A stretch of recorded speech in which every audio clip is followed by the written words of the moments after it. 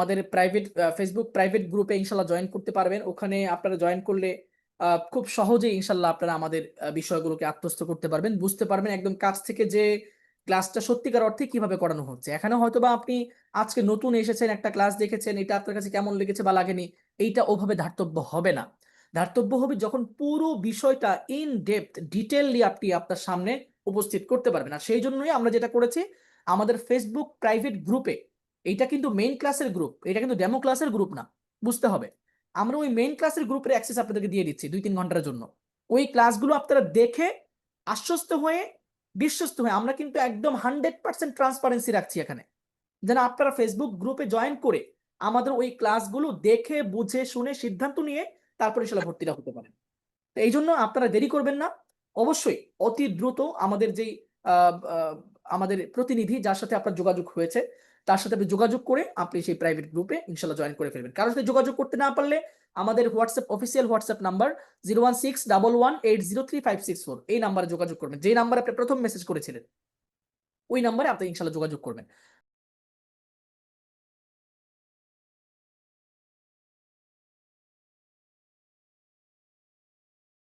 বিসমিল্লাহির রহমানির রহিম, আলহামদুলিল্লাহি রাব্বিল আলামিন, ওয়াসসালাতু ওয়াসসালামু আলা রাসূলিহিল আমিন ওয়া আলা আলিহি ওয়া আসহাবিহি আজমাইন। আশা করি সকলে ভালো আছেন। আমাদের আজকের ক্লাসটি অত্যন্ত গুরুত্বপূর্ণ একটা ক্লাস, সেই জন্য আশা করছি আপনারা প্রত্যেকেই ক্লাসের শুরু থেকে শেষ পর্যন্ত প্রত্যেকটা বিষয়, প্রত্যেকটা কথা খুব মনোযোগ দিয়ে শ্রবণ করবেন। এইটা প্রত্যেকের জন্যই অনেক বেশি কার্যকরী হবে। এটা ম্যাটার করে না আপনি কি আমাদের কোর্সে ভর্তি হবেন নাকি হবেন না। আপনি যদি সত্যিকার অর্থেই আরবি ভাষা শেখার প্রতি আপনার আগ্রহ থাকে, যে আপনি আরবি ভাষা শিখতে চান বা এইটা আপনার শেখা প্রয়োজন, তাহলে আমি আপনাকে রিকোয়েস্ট করব আপনি ক্লাসের শুরু থেকে শেষ পর্যন্ত ক্লাসে উপস্থিত থাকলে ইনশাল্লাহ অনেক উপকৃত হতে পারবেন। তো আজ হচ্ছে আমাদের ডেমো ক্লাস। ডেমো ক্লাস মানে হচ্ছে আমরা আগামী 1 বছর অনলাইন মাদানী নেসাব প্রথম বর্ষ, এই যে কারিকুলামটা 1 বছর ব্যাপী 4টা কিতাব পড়াবো। এখানে আমাদের এই কোর্সটাকে কিভাবে আমরা আয়োজন করব, কোন টাইমে আয়োজন হবে, কিভাবে আয়োজিত হবে, প্রত্যেকটা বিষয়ে আমরা ইনশাল্লাহ এখানে আলোচনা করব বিস্তারিত। এতে করে আপনি আমাদের এই কোর্সটাতে ভর্তি হওয়ার ক্ষেত্রে যে ধরনের কোশ্চেনগুলো আপনার আছে, ওই কোশ্চেনগুলো আশা করি ক্লিয়ারলি আমরা এখানে অ্যান্সার করতে পারবো। এটা হচ্ছে আমাদের মেইনলি ডেমো ক্লাসের উদ্দেশ্য, ঠিক আছে? চলুন আমরা ইনশাল্লাহ একে একে সামনের দিকে কন্টিনিউ করব। আজকের ক্লাসের কন্টেন্ট কি কি থাকছে? প্রথমেই থাকছে আমাদের পরিচিতি, অর্থাৎ আপনি যে প্রতিষ্ঠানে পড়াশোনা করার জন্য সিদ্ধান্ত নিতে যাচ্ছেন ওই প্রতিষ্ঠানটা আসলে কেমন, ওই প্রতিষ্ঠানটার প্রতিষ্ঠাকাল, কার্যক্রম, লক্ষ্য, উদ্দেশ্য কি কি, এই বিষয়গুলো আপনার জানা থাকাটা খুব জরুরি। সেই জন্য আমরা আমাদের পরিচিতিটাকে একটু সংক্ষিপ্তভাবে উপস্থাপন করব। 2 নম্বরে আরবি ভাষা কেন শিখবো, কতটুকু শিখবো, কিভাবে শিখবো, এই বিষয়টা নিয়ে আমরা ইনশাল্লাহ একটু আলোচনা করব, যাতে করে আপনারা প্রত্যেকে ক্লিয়ার হতে পারেন যে আপনারা কে কেন আরবি ভাষা শিখতে চাচ্ছেন, আর সেই জন্য কতটুকু আরবি ভাষা শিখতে হবে এবং সেটা কিভাবে শিখবেন, ঠিক আছে? তৃতীয়ত এই কোর্স সম্পর্কে আমরা বিস্তারিত বলবো। চতুর্থত আপনার আরবি ভাষার প্রথম ক্লাস, অর্থাৎ আজকের ক্লাস থেকেই ইনশাল্লাহ আমরা আরবি ভাষা শেখার যাত্রাটা লাইভ এখন থেকে শুরু করে দিব। মানে আজকের এই ক্লাসটা শেষেই আপনি আপনার আশেপাশের অনেক অসংখ্য শব্দ আপনি সেগুলোকে আরবিতেই বাক্যে রূপান্তর করতে পারবেন আজকের এই ক্লাসটা শেষেই। অর্থাৎ আরবি ভাষা অধ্যয়ন করার যেই ফ্লেভার বা যে স্বাদ, এইটার যেই ধরনটা, এই বিষয়টা আপনি ইনশাল্লাহ এই ক্লাস থেকেই রপ্ত করতে পারবেন। ষষ্ঠ, পঞ্চম, এই কোর্সটি কি আপনার করা উচিত কিনা, এই বিষয়ে আমরা একটু ডিসকাশন রাখবো ছোট্ট। এরপর ষষ্ঠ সর্বশেষ প্রশ্ন উত্তর এবং ক্লাস ফিডব্যাক। আমরা আজকের এই ক্লাসে যে বিষয়গুলো নিয়ে আলোচনা করব, তারপরেও যদি আপনাদের কোনো কোশ্চেন থাকে সেগুলোর অ্যান্সার করার চেষ্টা করবো ইনশাল্লাহ।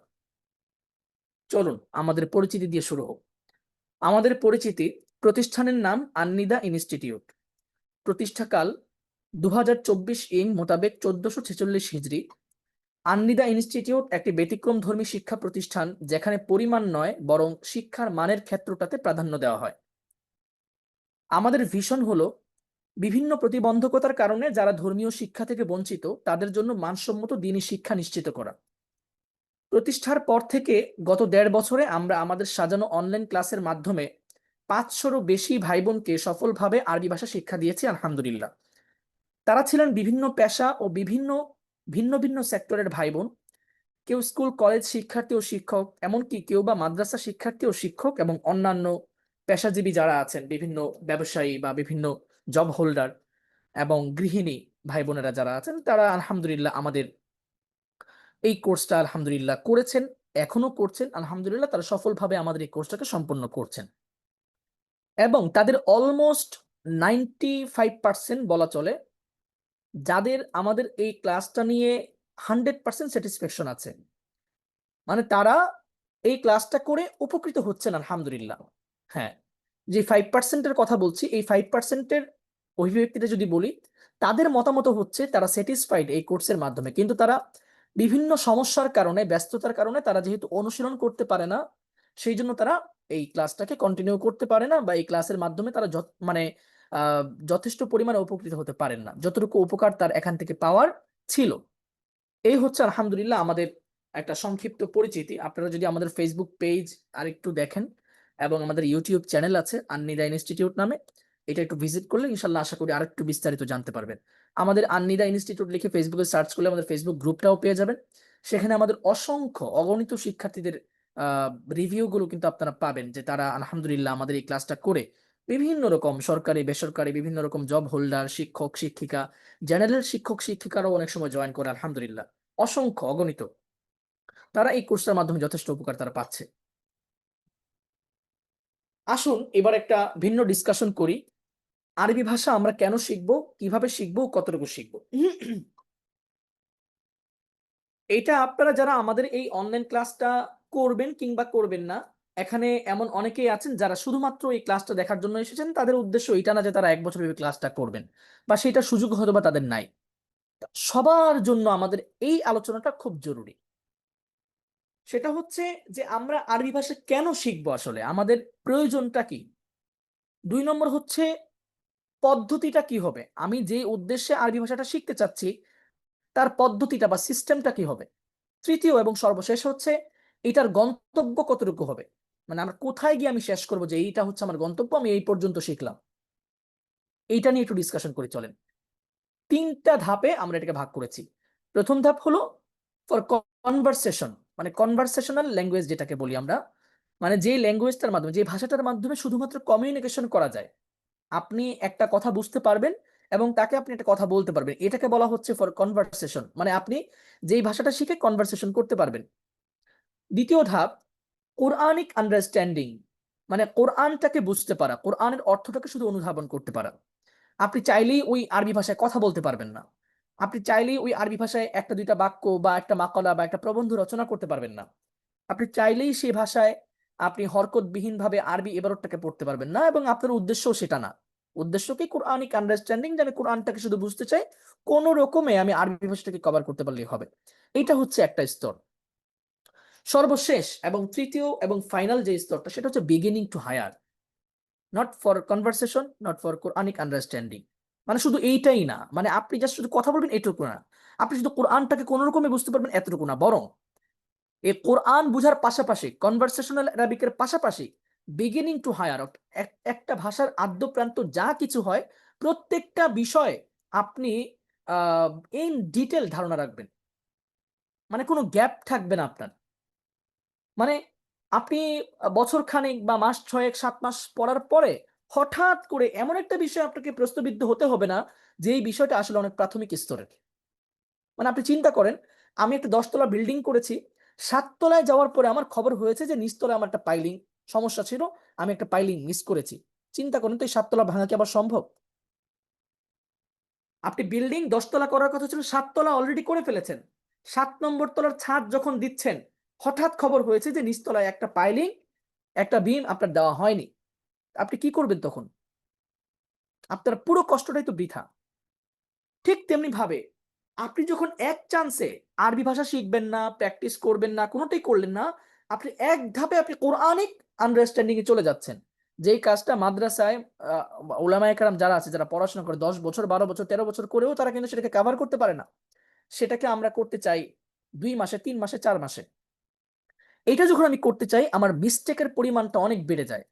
কোরআন হাদিসের ক্ষেত্রে এসে আমি যদি মিস্টেক করতে থাকি, তাহলে আল্টিমেটলি আমি সোয়াব যেটা কামাতাম, ওই সোয়াব কামাতে গিয়ে আমার পদ্ধতিটা ভুল হওয়ার কারণে আমি সেখানে গুনাহের ভাগীদার হয়ে যেতে পারি, যেহেতু পদ্ধতিটা আমার ভুল। চলেন ডিটেইললি বিষয়টা বলার চেষ্টা করি।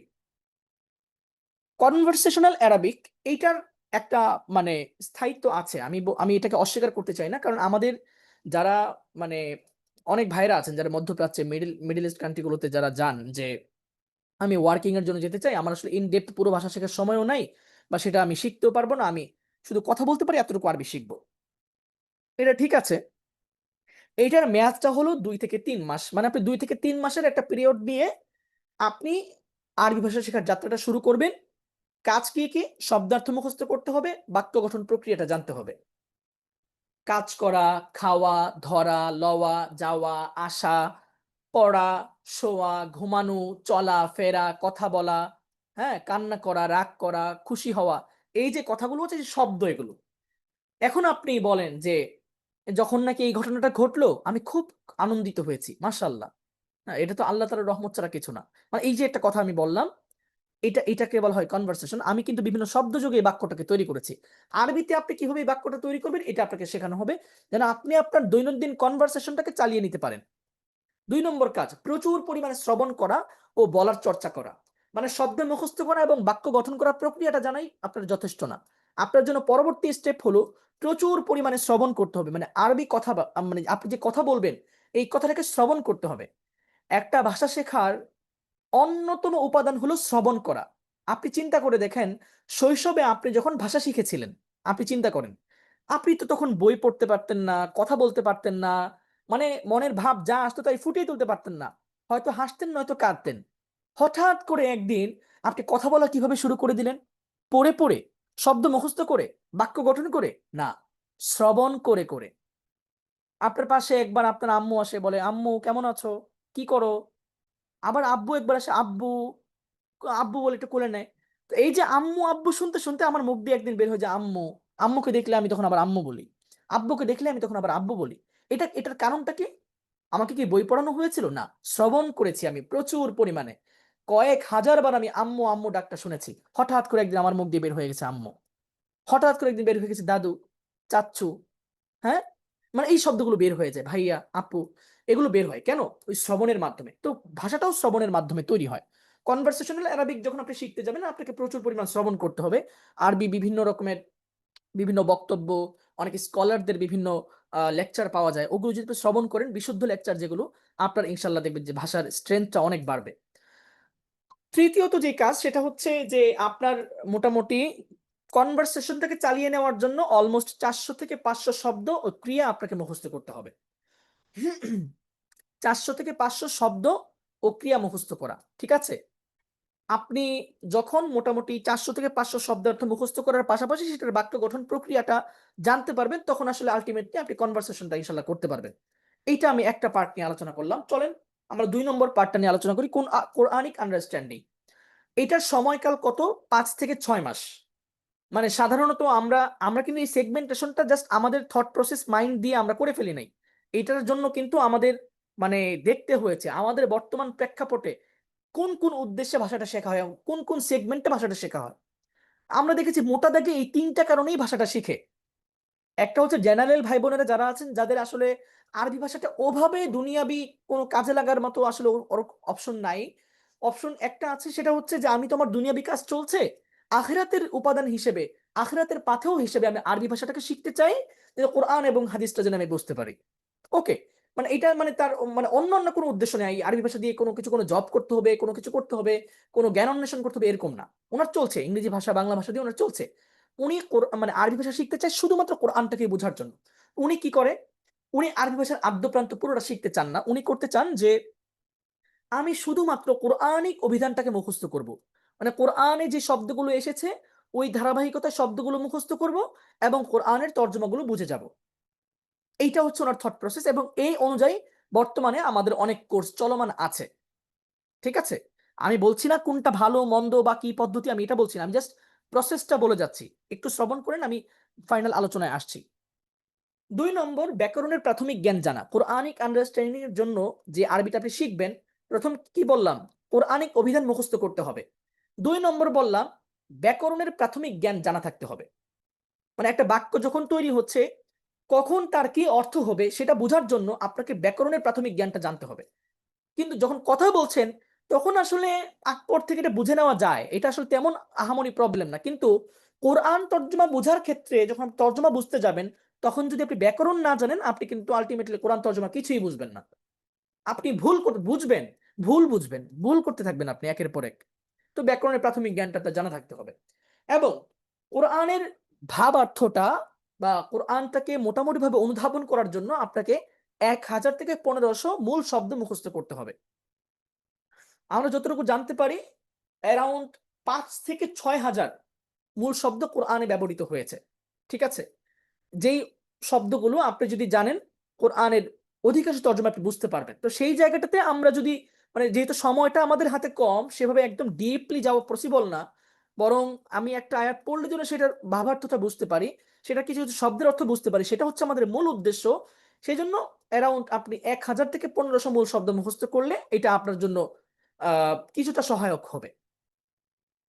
এইবার আসেন, সর্বশেষ আমরা যদি বিগিনিং টু হায়ার সম্পর্কে জানি, যে আরবি ভাষাটার একদম আদ্যপ্রান্ত প্রত্যেকটা বিষয় আপনি জানবেন, তাহলে আপনাকে সময়কাল নিতে হবে সর্বনিম্ন 1 বছর অন্তত।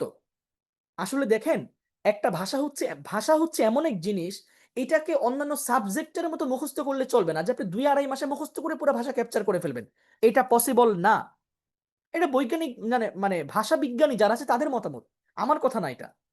মানে তাদের মতামত অনুযায়ী আপনি কি না, আপনি কিন্তু 1 বছরেও একটা ভাষাকে কভার করতে পারবেন না।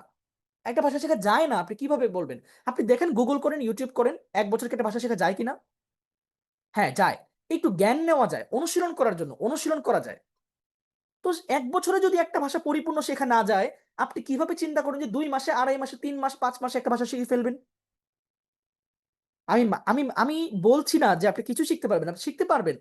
কিছু শব্দ, বাক্য হয়তো আপনি আত্মস্থ করলে করতেও পারবেন। এতে আমি আপত্তি করি না। এতে আমি কি না? আপত্তি করি না। আপনি ইনশাআল্লাহ অবশ্যই পারবেন। বাট আমার কথা হচ্ছে, ভাষাবিজ্ঞানী যারা ভাষাবিদ, ভাষা নিয়ে যারা কাজ করতে, করতে জীবন দিয়ে দিয়েছেন, তাদের কথা হচ্ছে ১ বছরেও একটা ভাষাকে পরিপূর্ণ শেখা আসলে পসিবল না। আপনাকে প্রোগ্রেসে থাকতে হবে, অনুশীলনে থাকতে হবে। ধীরে ধীরে আপনি একটা ভাষার ইন ডেপথ জ্ঞানটা অর্জন করতে পারবেন। সেখানে আপনি কিভাবে চিন্তা করেন যে একটা ভাষা কথোপকথন, রিডিং, রাইটিং, স্পিকিং সবকিছু আপনি ৩ মাসে অর্জন করে ফেলবেন। এইটা কিভাবে সম্ভব? তো আমাদেরকে যদি বিগিনিং টু হায়ার, মানে একটা ভাষাকে একদম শুরু থেকে শেষ পর্যন্ত মোটামুটি আপনার সবগুলো বিষয় কভার করে এবং একটা মজবুত ভিত্তি আপনার জন্য তৈরি করে, এটা যদি করতে চান, তাহলে সর্বনিম্ন একটা মেয়াদকাল আপনি ধরে নিতে পারেন ১২ মাস বা আমরা ১ বছর ধরে নিই। যেহেতু আমাদের শিক্ষা কার্যক্রমে আমরা যদি দেখি যে শিক্ষাকালটা কি হয়? ১ বছর ব্যাপী তো হয়, তাই না? তো আমরা এটাকে এভাবে ধরে নিতে পারি। সেখানে প্রসেসটা কি হবে? প্রসেসটা হলো পরিকল্পিত ও ধারাবাহিক পাঠ্যক্রমে পড়া। মানে আপনি যে পাঠ্যক্রমে পড়বেন সেটা 100% পরিকল্পিত, সুচিন্তিত এবং ধারাবাহিক হতে হবে। অর্থাৎ সেটা পরিণামদর্শী হতে হবে। মানে আপনি ১ বছর পড়ার পর কি আরবি ভাষা শিখতে পারবেন কি পারবেন না সেটা আপনি নিশ্চিত না। এমন সিলেবাসে পড়া যাবে না। অবশ্যই সুনিশ্চিত থাকতে হবে যে হ্যাঁ, আমি এইভাবে আরবি ভাষাটা শেখার ফলে আমার স্তরটা এই লেভেলে গিয়ে দাঁড়াবে। এইটা যদি আপনার হয়, তাহলে মানে আপনি ধরে নিতে পারেন সেটা পরিকল্পিত এবং ধারাবাহিক। নিয়মিত প্রায়োগিক অনুশীলন করা। শুধুমাত্র সবক পড়া, শব্দার্থ মুখস্থ করা আর খাতায় মাকলা লেখার মাধ্যমে ভাষা শেখা যায় না। ভাষার মূল বিষয় হচ্ছে বলা। ভাষার মূল বিষয় হচ্ছে বলা। আমরা আমাদের অনেক মানে ছাত্র ভাইয়েরা বা যারা মাদ্রাসায় পড়ে, ইভেন আলিয়া মাদ্রাসায়, কওমি মাদ্রাসায় দেখি যে মাশাআল্লাহ উনি সবকিছুই অনেক ভালোভাবে পারছেন। তিনি দেখা যাচ্ছে কিতাবের তর্জমা করতে পারছেন, হাতেও লিখতে পারছেন, কিন্তু মুখে তিনি বলতে পারেন না। তিনি নিজ থেকে চাইলে একটা বিষয়ের উপর একটা প্রবন্ধ, একটা মাকলা রচনা করবেন, এটা করতে পারেন না। অনেক কষ্ট হয়ে যায়। ১ পৃষ্ঠা মাকলা লিখতে যথেষ্ট কষ্ট হয়ে যায়। এইটার মানে মূল বিষয়টা আসলে কি? এটার মূল বিষয়টা হচ্ছে অনুশীলন। আপনাকে নিয়মিত প্রায়োগিক অনুশীলন করতে হবে। মুখে বলতে হবে। আপনি আগের দিন যে বিষয়টা পড়লেন, পরের দিন সারাদিন আপনি সেটাকে মুখে মুখে বলবেন, হাযা কিতাবুন, হাযা কলামুন, হাযা কুরসিয়্যুন, যালিকা বাইতুন, যালিকা মসজিদুন, তিলকা মাদ্রাসাতুন, যালিকা কুফ। এইভাবে আপনি বলে যাবেন, একের পর এক বলে যাবেন। আপনি জানেন যে হাযা কিতাবুন এটি একটি বই, এটা আমি জানি, তারপরেও আপনি বলবেন। কেন? কারণ যখন আপনার বলার প্রয়োজন হবে তখন যেন আপনাকে চিন্তা করতে না হয়। আচ্ছা, আপনারাই চিন্তা করুন, আমি যে এতক্ষণ যাবত কথা বলছি, মোটামুটি তো 15-20 মিনিট হয়ে গেল। আমি যে এতক্ষণ কথা বললাম, আমি যদি শব্দ মুখস্থ করে কথা বলতাম, এতক্ষণ কি কথা বলতে পারতাম আপনাদের কাছে মনে হয়? আমি কিন্তু জানি না বাংলায় কি পরিমাণ শব্দ আমার মুখস্থ আছে। কিন্তু আমি এটা জানি যে গত 18-20 বছর মানে 22-23 বছর আমি কি করেছি? আমি কিন্তু এই ভাষায় কনভারসেশন করতে, করতে কোথায় আমার কি বলতে হবে এটা সেটেল। এটা আমার মুখস্থ করতে হয় না। তো সেই জন্য আপনাকে নিয়মিত প্রায়োগিক অনুশীলন করতে হবে। ১ বছরের প্রতিদিন অন্তত ৩০ থেকে ৪০ মিনিট আপনাকে প্রায়োগিক অনুশীলন করতে হবে। একজন বাংলা বলবে, আপনি আরবি বলবেন। একজন বাংলা বলবে, আপনি আরবি বলবেন। আপনি আরবি বলবেন, একজন বাংলা বলবে। এইভাবে প্রায়োগিক অনুশীলন করতে হবে। হাতের লেখা জানা ও আরবি লিখতে পারা, এটাও আপনার থাকতে হবে। বিগিনিং টু হায়ার যখন শেখার চিন্তা করছেন, একটা ভাষার আদ্যপ্রান্ত যখন আপনি শিখতে চাইবেন, আপনাকে হাতের লেখাটা মাস্ট বি শিখতে হবে। আমাদের অনেকের প্রবলেম থাকে, আমরা আরবি ভাষা শিখবো ঠিকই, কিন্তু হাতের লেখা শিখবো না। আহারে, হাতের লেখাই যদি আপনি না জানেন, আপনি তো ওই ভাষার গভীরে প্রবেশ করতে পারবেন না। একটা বাক্য কিভাবে গঠিত হচ্ছে, তার কোথায় কি হচ্ছে, আপনি এটা ধরবেন কিভাবে হাতের লেখা ছাড়া? কিতাবে তো কিতাবের মতো লেখা আছে, কোন শব্দ কার সাথে মিলিয়েছে আপনি বুঝবেন না। হাতের লেখাটা আপনার জানা থাকতে হবে। ঠিক আছে? এবং যে কোনো বিষয়ে আরবিতে লিখতে পারার দক্ষতা আপনাকে থাকতে হবে। আচ্ছা, পর্যায়ক্রমে সরফ, তারপর নাহু শেখা। দেখেন, এটাও একটা গুরুত্বপূর্ণ বিষয় আমাদের ভাষা শেখার ক্ষেত্রে, যে আমরা নাহু আগে শিখবো, সরফ আগে শিখবো, অর্থাৎ ব্যাকরণ আগে শিখবো, নাকি ভাষা আগে শিখবো? মানে প্রশ্নটা অনেকটা এরকম যে মুরগি আগে না ডিম আগে? আমরা বলি না যে ডিম থেকে মুরগি মানে বাচ্চা ফোটায়, আবার মানে মুরগি ডিম দেয়, তাহলে ডিম আগে না মুরগি আগে? প্রশ্ন, উত্তরটা আপনারা বের করে নিন, আমি জানি না উত্তর কি। বাট মানে যদি বলেন যে নাহু সরফ আগে না ভাষা আগে, সেটার উত্তর আমার জানা আছে। সেটার উত্তর কি? ভাষা আগে। প্রথমেই ভাষা। আপনি মাতৃভাষার সাথে কম্পেয়ার করেন। আপনি যখন মাতৃভাষা শিখেছেন, প্রথমে আপনি ভাষা শিখেছেন। ওই ভাষা শেখার পরে আলহামদুলিল্লাহ এখনো পর্যন্ত আপনাদের মধ্যে হতে এখানে যে 40 জন আছেন, এই 40 জনের মধ্যে 20 জনকে আমি যদি বাংলা ব্যাকরণ সম্পর্কে জিজ্ঞাসা করি, আমার কাছে মনে হয় 20 জন বলবে আলহামদুলিল্লাহ আমি বাংলা ব্যাকরণ জানি না। কেন আলহামদুলিল্লাহ বললাম? কারণ এই যে আপনি এই বাংলা বলতে ও লিখতে, বুঝতে ও পড়তে কোনটাই প্রবলেম হচ্ছে না, এই ব্যাকরণ। এই ব্যাকরণ আপনার কোনো প্রবলেম ক্রিয়েট করছে না যে আপনি এই ভাষাটা বুঝতে পারবেন না। আপনি এই ভাষা বুঝতে হলে এই ব্যাকরণটা শিখতে হবে। হচ্ছে এরকম? চ্যাট বক্সে একটু জানাতে পারেন আপনারা। যে কোনো একটা ব্যাকরণের কারণে আপনি বাংলা একটা কথা বুঝতে পারছেন না, একটা বাংলা লিখতে পারছেন না। এরকম হচ্ছে? হয়নি। কেন? কেননা এটাকে আপনি প্র্যাকটিক্যালি ছোট সময় থেকে অনুশীলন করে, করে শিখেছেন। যার ফলে আপনি এখন ব্যাকরণ ছাড়াই এই বাংলা ভাষাটা কিন্তু আপনি প্র্যাকটিস করতে পারছেন, বলতে পারছেন, লিখতে পারছেন। অনবরত আপনি যেকোনো বিষয় শিখতে পারছেন, জানতে পারছেন। প্রবলেম হচ্ছে না। ঠিক আছে? তো আমি এটাই বলব যে আপনাকে ভাষা ১ম এ শিখতে হবে। তারপর আপনি ইনশাআল্লাহ পর্যায়ক্রমে নাহু, সরফ। সরফ কি বিষয়? সরফ হচ্ছে ব্যাকরণের একটা অংশ, নাহু হচ্ছে ব্যাকরণের আরেকটা অংশ।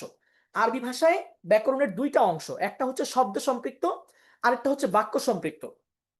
প্রথমত হচ্ছে একটা নিয়ম, যে নিয়মের মাধ্যমে আপনি একটা বিশুদ্ধ শব্দ তৈরি করবেন। আর দ্বিতীয় হচ্ছে আরেকটা নিয়ম, যে নিয়মের মাধ্যমে ওই যে বিশুদ্ধ শব্দ দ্বারা যে বাক্যটা তৈরি করলেন, ওই বাক্যটাকে বিশুদ্ধ হলো কিনা আপনি সেই নাহউর মাধ্যমে সেটাকে যাচাই করবেন। তো আমরা দুটোকে আবার একসাথে না, সরফ নাহু দুটোকেই একসাথে পড়বো না। প্রথমে সরফ পড়বো, তারপর নাহু পড়বো, পর্যায়ক্রমে ইনশাআল্লাহ। ঠিক আছে? এই হচ্ছে আমাদের পাঠ্যক্রম। ২ থেকে ২.৫ হাজার শব্দ মুখস্থ করতে হবে আপনাকে। মানে আমাদের অনলাইন মাদারিনেসা প্রথম বর্ষে আমরা যে কারিকুলামটা পড়াচ্ছি, এখানে অ্যারাউন্ড মোটামুটি ২ থেকে ২.৫ হাজার শব্দই আমরা ইনশাল্লাহ মুখস্থ করাবো। ঠিক আছে? তো এই হচ্ছে বিগিনিং টু হায়ার ক্লাস। এখন আমি যদি আপনাকে একটা কম্পারিজন বলি, আমি ফুল কম্পেয়ার তো কোনোভাবেই করা যাবে না, এটা নিশ্চয়ই বুঝতে পেরেছেন। কারণ কোথায় ১২ মাসের ক্লাস, কোথায় ৬ মাসের, কোথায় ৩ মাস। মানে বিষয়টা এরকমও না যে ৬ মাস ক্লাস করলে সেই ১২ মাসের অর্ধেক পাওয়া যাবে, এরকম না। কারণ সিস্টেমটাই ভিন্ন, আপনার কারিকুলামটাই ভিন্ন। সুতরাং ৬ মাস না, যদি আপনি ২ বছরে পড়েন তারপরেও ১ বছরের সমান হবে না। কারণ কারণ হচ্ছে আপনি ১ বছর যেটা পড়ছেন ১২ মাস, এইটা মানে খুবই সিস্টেমাইজড ওয়েতে আপনি পড়ছেন। একটা সুন্দর গঠনমূলক একটা কারিকুলামের মধ্য দিয়ে আপনি যাচ্ছেন। কিন্তু যখন ৫-৬ মাস ৩-৪ মাস আপনি শিখে যাচ্ছেন, হুটহাট করে বিভিন্ন রকম বিভিন্ন আ আ এরিয়ায় কিন্তু আপনি চলে যাচ্ছেন। আপনি চলে যেতে হচ্ছে। কারণ আপনি শর্টকাট যাচ্ছেন। কারণ ওইটার কোনো মজবুত ভিত্তি দাঁড়াবে না। আপনি ওই ভাষাটা শিখতে পারবেন, কিন্তু ভিতরে এটাকে আত্মস্থ রাখতে পারবেন না। আপনি ওই ভাষায় চাইলেই নিজের মতো করে কিছুটা বলতে পারবেন না, উপস্থাপন করতে পারবেন না। তো আমি বলবো বিশেষ করে ফর কনভারসেশন যেটা, এটার বিষয়ে আমার কোনো কথা নাই, কারণ এটা অনেকের প্রয়োজন হতেও পারে, আমি জানি না। বাট কোরআনিক আন্ডারস্ট্যান্ডিং এর জন্য যারা ভাষাটা শিখতে চান, আমার কাছে মনে হয় আপনাদের তাড়াহুড়ার কিছু নাই। মানে আগামী 5 মাসের মধ্যে আমাকে কোরআন তর্জমা বুঝে ফেলতে হবে, এটা তো নাই। আছে? যদি নাই থাকে, আমার অনুরোধ থাকবে আপনারা চাইলে একটু সুন্দরভাবে যাচাই বাছাই করে বুঝে শুনে বিগিনিং টু হায়ার একদম আদ্যপ্রান্ত প্রত্যেকটা বিষয় স্টেপ বাই স্টেপ শেখানো হবে। এইভাবে আপনারা ইনশাল্লাহ ভাষাটা শিখেন। পরিকল্পিত ও ধারাবাহিক পাঠ্যক্রম, এখানে আরেকটা কথা একটু বলে রাখি। আপনারা যারা অনলাইন ক্লাসের সাথে সম্পৃক্ত, আপনারা, আমি বিশ্বাস করি শুধু এখানেই না, আপনাদের যেহেতু অনলাইনটা সবার জন্য উন্মুক্ত, তাই না? এটা তো পাবলিক ফাংশন না, কি বলে, প্রাইভেট ফাংশন না, এটা হচ্ছে পাবলিক। সবার হাতে এটার অ্যাক্সেস আছে। তো অ্যাক্সেস যেহেতু আছে, আপনি যে কাজটা করতে পারেন সেটা হচ্ছে আপনি কিন্তু আরো 2-4টা কোর্স যাচাই করতে পারেন। আপনি দেখবেন যে অনেক অনেক কোর্সে আল আরবিয়াতু বাইনা ইয়াদাইক একটা কিতাব পড়ানো হয়, বা মদিনা অ্যারাবিক, বা বিভিন্ন রকম আরব কান্ট্রির যে বইগুলো আছে বা কিতাবগুলো আছে, সেই কিতাবগুলোকে জাস্ট এখানে এনে বসিয়ে দেওয়া হচ্ছে আমাদের বাংলা ভাষাভাষী শিক্ষার্থী ভাই বোনদেরকে এই আরবি ভাষা শেখানোর জন্য। এইটা কি সঠিক না ব্যাঠিক? আসেন একটা মিনিট এই বিষয়ে কথা বলি। যে আপনি যখন আরবি ভাষা শিখতে যাচ্ছেন, প্রথম অংশেই আপনার হাতে আল আরবিয়াতু বাইনা ইয়াদাইক যদি আমি তুলে দেই, আপনার যখন কিনা ভাষার একটা স্তর তৈরি হয় নাই, একটা যথেষ্ট মানে পরিমাণে আপনি পৌঁছান নাই, ওই অবস্থায় যদি আমি আল আরবিয়াতু বাইনা ইয়াদাইক তুলে দেই, তাহলে আসলে প্রবলেমটাকে আমি আপনাকে একটু বলি। প্রবলেমটা হলো এই, যে আপনি একজন ব্রিটিশ, মানে ইংরেজ, যে যার মাতৃভাষা হচ্ছে ইংরেজি, তার হাতে আপনি একটা বাংলা বই তুলে দিয়ে বললেন যে অজু, গোসল, আপেল, মালটা, কমলা, বই, খাতা, কলম, এটা দেখে দেখে আপনি তাকে পড়াবেন। সে কি বুঝবে? দেখেন, আমাদের বাংলা মানে বাংলাদেশি বাচ্চা যারা, যার মাতৃভাষাটাই হচ্ছে বাংলা, তাকে আপনি যতটা সহজে বাংলাটাকে বোঝাতে পারছেন, দেখো, অতে অজু, হ্যাঁ, সরেয়াতে আপেল, কেমন এই যে বলছেন, আপনি তাকে যতটা সহজে বলতে পারছেন, একজন ইংরেজকে যখন আপনি বাংলা ভাষা শিখাতে যাবেন, তাকে কি তখনই আপনি বলতে পারবেন অতে অজু? সে বলবে না হোয়াট, হোয়াট ইজ দিস, অজু আবার কি জিনিস, বলবে কিনা? বলে, মানে আপনি যদি আপেল বলেন, আর আপেল তো যদিও ইংলিশ, তারপরেও মানে আমি বাংলা হিসেবে ধরে নেই, আপেল যদি বলেন, সে বাংলা কি বুঝবে? বুঝবে না। তার মানে হচ্ছে আল আরবিয়াতু বাইনা ইয়াদাইক, এই কিতাবটা তৈরি করা হয়েছে আরব শিশুদের জন্য, যাদের মাতৃভাষা হচ্ছে আরবি। তাদের ওই আরবি ভাষাকে স্ট্রাকচার বেস করার জন্য ওই কিতাবগুলো তৈরি করা হয়েছে। নিশ্চয়ই, নিঃসন্দেহে আল আরবিয়াতু বাইনা ইয়াদাইক একটা শ্রেষ্ঠ কিতাব আরবি ভাষা শেখার জন্য। কিন্তু এটা কি বাংলাদেশের জন্য শ্রেষ্ঠ কিতাব? এটা কি বাংলাদেশি বাচ্চাদের জন্য তৈরি করা হয়েছে? তো আমি বলবো এই যে এই বিষয়গুলো নিয়ে আমাদেরকে একটু চিন্তা ভাবনা করতে হবে, যে আমাদের আরবি ভাষা শেখার যাত্রাটা আসলে কেমন হবে, এবং কিভাবে এটা স্টেপ বাই স্টেপ সামনের দিকে এগোবে। আশা করি আপনারা বিষয়টা বুঝতে পেরেছেন। তো এই জন্য আরবি ভাষা যদি শিখতে হয়, আমি সবার প্রতি বিনীত অনুরোধ রাখবো, ইনশাল্লাহ আপনারা অবশ্যই এই জায়গাটাতে প্রাধান্য দিবেন, যে আমি কি স্ট্রাকচার বেস শিখছি কিনা, এবং এটার কি একটা শক্তিশালী ফাউন্ডেশন তৈরি হচ্ছে কিনা। আমি এই বিষয়টাতে একটু বেশি সময় দিলাম এই জন্য, যেন পুরো বিষয়টা আপনারা এটাকে মানে অনুধাবন করতে পারেন, বুঝতে পারেন ভিতর থেকে, যে হ্যাঁ, আমার আসলে সঠিক ওয়েটা, সঠিক পথ মানচিত্রটা আসলে কি। এবার আসুন আমরা আমাদের আমাদের 3টা বড় লক্ষ্য উদ্দেশ্য সম্পর্কে যদি আপনাদেরকে জানাই, আপনাদেরকে নিয়ে আমাদের পরিকল্পনাটা আসলে কি। 1 নম্বর, ব্যাকরণ বিমুখ ভাষা শিক্ষা, যেটা বিজ্ঞানীদের মতে সবচেয়ে উত্তম পদ্ধতি এবং পন্থা। ব্যাকরণ বিমুখ আমরা ভাষা শেখাতে চাই, অনুশীলন নির্ভর এবং ধারাবাহিক ভাষা শেখাতে চাই। এই 3টা উদ্দেশ্যকে সামনে রেখে আলহামদুলিল্লাহ আমরা আমাদের কোর্সটাকে কন্টিনিউ করছি। আসুন এবার আমরা আমাদের এই 1 বছর ব্যাপী কোর্স সম্পর্কে একটু বিস্তারিত জানার চেষ্টা করি। প্রথমেই জানবো মাদানী নেসাব কি। আপনারা আমাদের এই কোর্সে যারা জয়েন করেছেন, তাদের ম্যাক্সিমাম মাদানী নেসাব কি এটা সম্পর্কে কিছুটা ধারণা থাকবার কথা, যে আরবি ভাষা শিক্ষার একটা গ্রহণযোগ্য এবং জনপ্রিয় বাংলাদেশের প্রেক্ষাপটে একটা ভালো সিলেবাস, এটা মনে হয় আপনাদের ধারণা থাকার কথা। দেখি কতজনের ধারণা আছে, একটু আমাকে চ্যাট বক্সে জানিয়ে দিন। মাদানী নেসাব সম্পর্কে ধারণা আছে, হ্যাঁ বা না, একটু একটু আমাকে জানান। কার কার ধারণা আছে আর কার কার নাই, চ্যাট বক্সে একটু লিখে জানান। জুমের ভিতরে চ্যাট বক্সে একটু লিখে জানান, হ্যাঁ না, হ্যাঁ না প্লিজ। যাদের মাদানী নেসার সঙ্গে ধারণা আছে হ্যাঁ, যাদের নেই না। মানে ন্যূনতম ধারণা থাকলেও হবে। একটু দ্রুত, একটু দ্রুত, একটা উত্তর দিতে তো এত সময় লাগার কথা না। আচ্ছা, কেউ বলছে হ্যাঁ, কেউ বলছে না, কেউ বলছে হ্যাঁ, কেউ বলছে না। আমি এটাকে আরেকটু ডিটেল আপনাদের পরিচিত করাতে চাই, যেহেতু আপনারা এই শিক্ষা ব্যবস্থায় পড়বেন কি পড়বেন না এই সিদ্ধান্ত নেওয়ার ক্লাসটা হচ্ছে এটা। সুতরাং আমি মনে করি এটা সম্পর্কে আপনার জানা উচিত। চলুন আমরা একটু বিস্তারিতই জানি। প্রায় 40 বছর আগে 1980-85 সালের দিকে মাদানী নেসাবের প্রতিষ্ঠাতা আমাদের উস্তাজে মোহতারাম আদিব হুজুর হজরত মাওলানা আবু তাহির মিসবাহ দামাত বরকাতুম লক্ষ্য করলেন যে মাদ্রাসায় আরবি ভাষা শেখার জন্য যে পদ্ধতি অনুসরণ করা হচ্ছে তা শিক্ষার্থীদের জন্য একটি বড় প্রতিবন্ধকতা হয়ে দাঁড়িয়েছে। কারণ তখন কওমি মাদ্রাসাগুলোতে দারুল উলুম দেওবন্দ মাদ্রাসার কারিকুলাম অনুযায়ী আরবি ভাষা শেখানো হতো। যেহেতু দেওবন্দের স্থানীয় ভাষা উর্দু, তাই আরবি ভাষা শেখার জন্য তারা উর্দুকে মূল মাধ্যম হিসেবে গ্রহণ করে। কিন্তু দারুল উলুম দেওবন্দের ওই সিলেবাসটি বাংলাদেশে প্রয়োগ করাতে আমাদেরকে প্রথমে উর্দু ভাষা শিখতে হয়, তারপর আরবি ভাষা শেখার জন্য উর্দু ভাষাকে মাধ্যম হিসেবে গ্রহণ করতে হয়। একজন বাংলা ভাষাভাষী শিক্ষার্থীর জন্য এটি অনেক কঠিন, অনেক সময় ও শ্রম ব্যয় হচ্ছে, কিন্তু আরবি ভাষায় সাধারণ দক্ষতাও অর্জন হচ্ছে না এবং কোরআন হাদিসের মতো গুরুত্বপূর্ণ বিষয়গুলোতে বছরের পর বছর কষ্ট করতে হচ্ছে। আদিব হুজুর মনে করেন এই সিলেবাসের আরো একটি দুর্বলতা এই যে এখানে ভাষার অঙ্গনে প্রবেশ করা হয় ব্যাকরণ তথা নাহু সরফের মাধ্যমে, অথচ ভাষা শিক্ষার সবচেয়ে সহজ ও কার্যকর পদ্ধতি হলো ব্যাকরণ ছাড়া শুধু ব্যবহারিক উপায়ে ভাষার সাধারণ জ্ঞান অর্জন করা। কারণ একটি শিশু যখন কথা বলা শুরু করে সে ব্যাকরণের মাধ্যমে ভাষা শেখে না, বরং প্রথমে শ্রবণ করে, তারপর মুখে বলে, তারপর দেখে পড়ে, অতঃপর হাতে লেখা শুরু করে। আদিব হুজুর তখনই সিদ্ধান্ত নেন যে আরবি ভাষা শেখানোর এই পদ্ধতিতে তিনি একটি ব্যাপক সংস্কার আনবেন, যেন পরবর্তী শিক্ষার্থীরা সঠিক পথে অগ্রসর হতে পারে, যেন তারা মাতৃভাষার মাধ্যমে এবং সহজতম পদ্ধতিতে আরবি ভাষাটি শিখতে পারে। তিনি মনে করেন যদি আমাদের মাতৃভাষা বাংলা আরবি ভাষা শেখার মাধ্যম হয়, তাহলে শিক্ষার্থীরা অতি সহজে ও দ্রুততার সাথে আরবি ভাষাটি শিখতে পারবে। মাতৃভাষা ব্যবহার করলে ভাষার প্রতি শিক্ষার্থীদের সম্পর্ক হবে সহজ এবং তারা ব্যাকরণের কঠিন নিয়মের দিকে না গিয়ে সরাসরি ভাষার ব্যবহার দিক নিয়ে কাজ করতে পারবে। এই চিন্তা থেকেই 1989 সালে মাদানী নেসাবের পথ চলা শুরু হয়, যেখানে বাংলা ভাষাকে ভিত্তি করে আরবি ভাষাটি শেখানো হয়। মাতৃভাষা নির্ভরশীল ভাষা শেখার এই পদ্ধতি শিক্ষার্থীদের জন্য এক নতুন দিগন্তের উন্মোচন করে দেয়। প্রথমে তারা মাতৃভাষার মাধ্যমে আরবি ভাষাটি বলতে ও লিখতে শিখে, তারপর পর্যায়ক্রমে ব্যাকরণ শিখে এবং ভাষা জ্ঞানকে আরো সুসংহত করে। বিজ্ঞান ও ভাষা বিজ্ঞানের মত অনুযায়ী কোনো ভাষা শেখার শুরুতেই নিয়ম কানুন নয়, বরং প্রথমে সে ভাষায় বলতে ও লিখতে শেখা, তারপর নিয়ম কানুন ও ব্যাকরণ শেখা।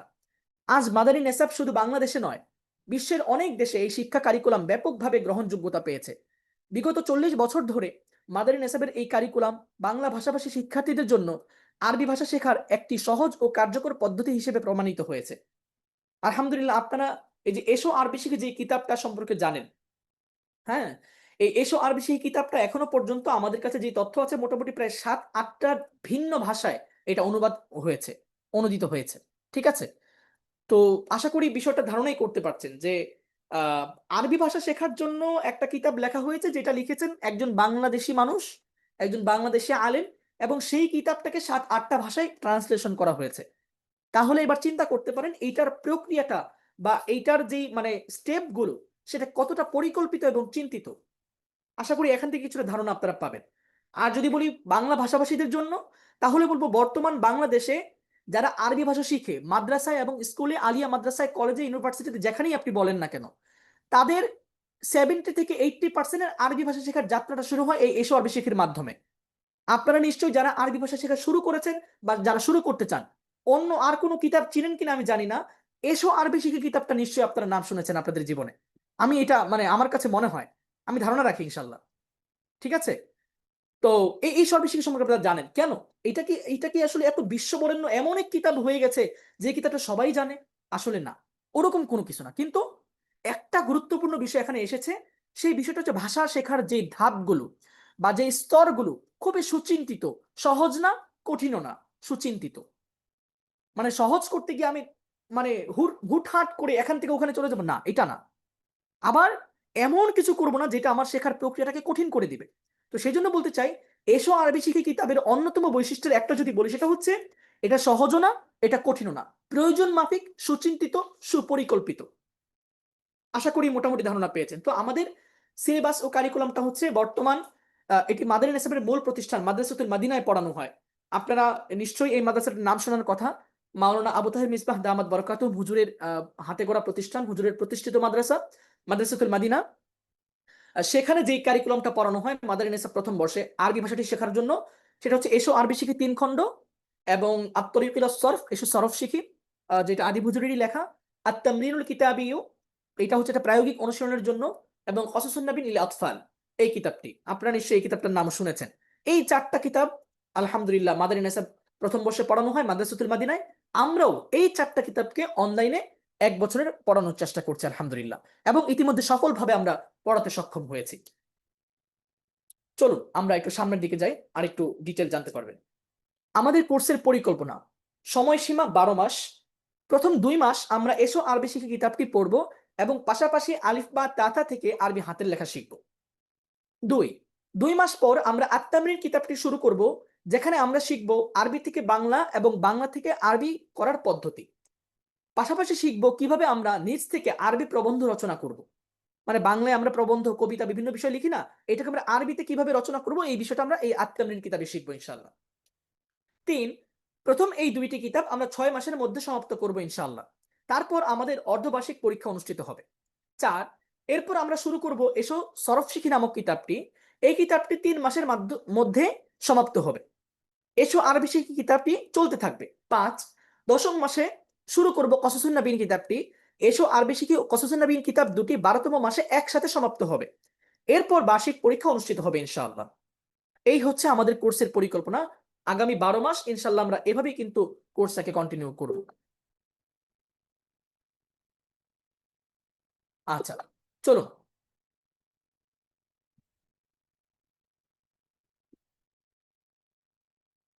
ব্যবস্থাপনা সমূহ, আমাদের এই কোর্সে ব্যবস্থাপনা কি কি থাকছে। আমরা আগামী 1 বছর যে ক্লাসগুলোকে আয়োজন করব, এই ক্লাসে আমাদের ব্যবস্থাপনা কি থাকবে। প্রথমেই থাকছে লাইভ ক্লাস। 1 বছর আমরা আপনাদেরকে লাইভে ক্লাস করাবো ইনশাআল্লাহ। পাশাপাশি আমরা প্রত্যেকটা লাইভ ক্লাসের রেকর্ড আপনাদেরকে দিয়ে দিব। 2 নম্বর, হাতের লেখার প্রশিক্ষণ। ভিডিও টিউটোরিয়ালের মাধ্যমে আমরা আপনাদেরকে হাতের লেখার প্রশিক্ষণ করাবো। আপনাদেরকে হাতের লেখার ভিডিও দিব, সেই ভিডিও দেখে আপনারা হাতের লেখা লিখবেন, লিখে সেটাকে পিকচার তুলে আমাদের কাছে জমা দিবেন। আমরা আবার সেটাকে সম্পাদন করব। কার কি ভুল হয়েছে, কিভাবে কি লিখতে হবে, এটা আমরা ইনশাআল্লাহ বলে দিব। লাইভ অনুশীলন ক্লাস, আমরা শুধুমাত্র লাইভ মেইন ক্লাস করাচ্ছি না, বরং লাইভ মেইন ক্লাসের পাশাপাশি প্রতিদিন আসর থেকে মাগরিব পর্যন্ত প্র্যাকটিস ক্লাসের সেশন রাখছি, যেখানে আপনি পূর্বে, মানে গতকাল রাতে আপনি যে ক্লাসটা করলেন, সেটা আপনি আজ আসরের পরে মাগরিব পর্যন্ত আপনি আমাদের একজন শিক্ষকের সাথে অনুশীলন করতে পারবেন। একজন শিক্ষক লাইভে উপস্থিত থেকে আপনাদেরকে অনুসরণ করাবেন ইনশাআল্লাহ। মাসিক পরীক্ষা ও মুসাবাকা, আলহামদুলিল্লাহ প্রত্যেক মাসে আমাদের কোনো মাসে পরীক্ষা, কোনো মাসে মুসাবাকা, এটা আমরা ইনশাআল্লাহ আয়োজন করব, যেটার মাধ্যমে আপনারা আপনাদের ভাষাগত যে স্কিলটা আছে, এই স্কিলটা অনেক ভালোভাবে ফুটিয়ে তুলতে পারবেন, এবং এটার মধ্যে আরো অনেক বেশি ধার ইনশাআল্লাহ নিয়ে আসতে পারবেন, যে আমি কি সত্যিকার অর্থে এই ভাষাটা শিখতে পারলাম কিনা ভালোভাবে। এই যাচাই বাছাইটা আপনি ইনশাআল্লাহ এই মাসিক পরীক্ষা এবং মুসাবাকার মাধ্যমে করতে পারবেন। হোয়াটসঅ্যাপ সাপোর্ট গ্রুপ, হোয়াটসঅ্যাপের মাধ্যমে নিয়মিত যে কোনো বিষয় আমাদের একটা সাপোর্ট গ্রুপ থাকবে। ওই গ্রুপে আপনি যে কোনো বিষয় বুঝবেন না, যে কোনো বিষয় বুঝতে অসুবিধা হবে, সেই বিষয়টা আপনি কিন্তু আমাদের থেকে জিজ্ঞাসা করে নিতে পারবেন। কার্যক্রমের সময়সূচি, মেইন ক্লাস সপ্তাহে 4 দিন, শনি, সোম, মঙ্গল, বৃহস্পতি, এই 4 দিন আমাদের মেইন ক্লাস অনুষ্ঠিত হবে। সময়টা কখন? সময়টা হচ্ছে আলহামদুলিল্লাহ আমাদের পুরুষ এবং মহিলা মিলে 4টা ব্যাচ আছে, ঠিক আছে। 4টা সময় আমরা ইনশাআল্লাহ ক্লাস নিয়ে থাকবো। একটা হচ্ছে প্রতিদিন ফজরের পর 1 ঘন্টা ক্লাস হবে। আরেকটা হচ্ছে প্রতিদিন মাগরিবের পর 1 ঘন্টা ক্লাস হবে।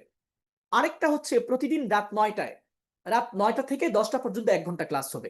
এই 4 টাইম বলতে আমরা সকালে একটা ব্যাচ পড়াবো, এবং মাগরিবের পরে 2টা ব্যাচ থাকবে। একটা হচ্ছে পুরুষ, একটা হচ্ছে ফিমেল। ফিমেল ব্যাচ আমাদের শুধু একটাই, যেটা মাগরিবের পর অনুষ্ঠিত হবে। আর পুরুষ ব্যাচ 3টা, যেটা ফজরের পরে একটা, মাগরিবের পরে একটা, এবং রাত 9টায় একটা। আপনারা এই 3 টাইম ইনশাআল্লাহ ক্লাস করতে পারবেন। ফজরের পরের সময়টা বলে দিই সুনির্দিষ্টভাবে, সেটা হচ্ছে আপনাদের ফজরের সময়টা যখন শেষ হয়, ফজরের নামাজটা যখন পড়ে ফেলেন, এর 15 মিনিট পর ইনশাআল্লাহ আমরা ক্লাসটা শুরু করব, ঠিক আছে। অর্থাৎ মানে সময়টা যখন শেষ, এর 5-7 মিনিট পরে ক্লাসটা শুরু হয়ে যাবে। আপনারা আশা করি ধারণা রাখতে পারছেন, কারণ কি ফজরের সময়টা কিন্তু অনেক বেশি আপ ডাউন হয়। কখনো বেড়ে যায়, কখনো কমে যায়। তো সেই জন্য জাস্ট এতটুকু জেনে রাখবেন, ফজরের নামাজের সময় শেষ, এর 5-7 মিনিটের মধ্যেই ক্লাস শুরু হয়ে যাবে। এটা হচ্ছে ফজরের পরের সময়। আর মাগরিবের পরের সময়টা হচ্ছে এটা অ্যারাউন্ড মোটামুটি এই মুহূর্তের জন্য যদি বলি, তাহলে আপনি ধরে নিতে পারেন 6:45 বা 50 আমাদের ক্লাসটা শুরু হবে। যেহেতু এখন 6:05 আজান হয়ে যায়, 6:05-10 মধ্যে আজান হয়ে যায়, তো নামাজটা পড়ে আশা করি আপনি 6:45 মধ্যে প্রস্তুত থাকতে পারবেন। তো আমরা 6:45 বা 50 মধ্যে ইনশাল্লাহ ক্লাসটা শুরু করে দেব। মাগরিবের পরে যে ক্লাসটা, ওখানে পুরুষ এবং মহিলা 2টা ব্যাচই আছে। আর আরেকটা ক্লাস হচ্ছে রাত 9টায়। ঠিক আছে? আর এই 4টা ব্যাচ হচ্ছে একদমই ডিফারেন্ট ব্যাচ। এইখানে কোনো ব্যাচের সাথে কোনো ব্যাচের কোনো সম্পর্ক নাই। আপনি যে কোনো একটা ব্যাচে ক্লাস করতে পারবেন। এরকমটা না যে সকালে মিস করলাম মাগরিব, মাগরিব মিস করলাম রাত, না এরকম না। প্রত্যেকটা ব্যাচই আলাদা এবং আপনাকে সুচিন্তিতভাবে চিন্তা করে সিদ্ধান্ত নিয়ে যে কোনো একটা ব্যাচ সিলেক্ট করতে হবে। আপনি কিন্তু ওখান থেকে রোটেশন করতে পারবেন না। রোটেশন করতে হলে একবারে করতে হবে। আপনি এক জায়গায় 1 মাস করলেন, আপনার সুইটেবল হচ্ছে না, আপনি অন্য টাইমে সুইচ করতে পারেন। এটা ভিন্ন, বাট এটা না যে আপনি একই সাথে 2-3টা ব্যাচে ক্লাস করবেন। ঠিক আছে?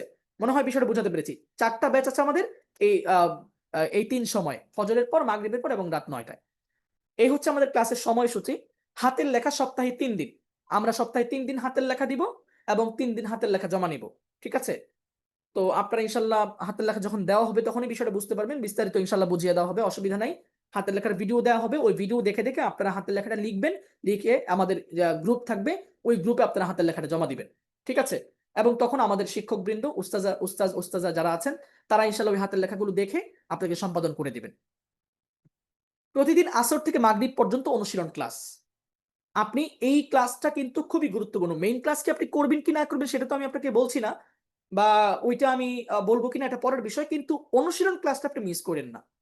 কারণ ভাষা যেহেতু শেখার সিদ্ধান্ত নিয়ে আপনি নিয়েই ফেলেছেন, তাহলে এখানে আপনাকে একটা বিষয় প্রথমে রাখতে হবে, সেটা হচ্ছে অনুশীলন। মাস্ট বি আপনাকে এই কাজটা করতেই হবে। আপনি শব্দার্থ মুখস্থ করেন না, আপনি মেইন ক্লাসে আইসেন না, আপনি কিতাব পড়েন না, কোনো কাজ আপনি করেন না, কিন্তু একটা কাজ করবেন, সেটা হচ্ছে আপনি আসর থেকে মাগরিব পর্যন্ত অনুশীলন ক্লাসটা করবেন। এইটার বিকল্প নাই।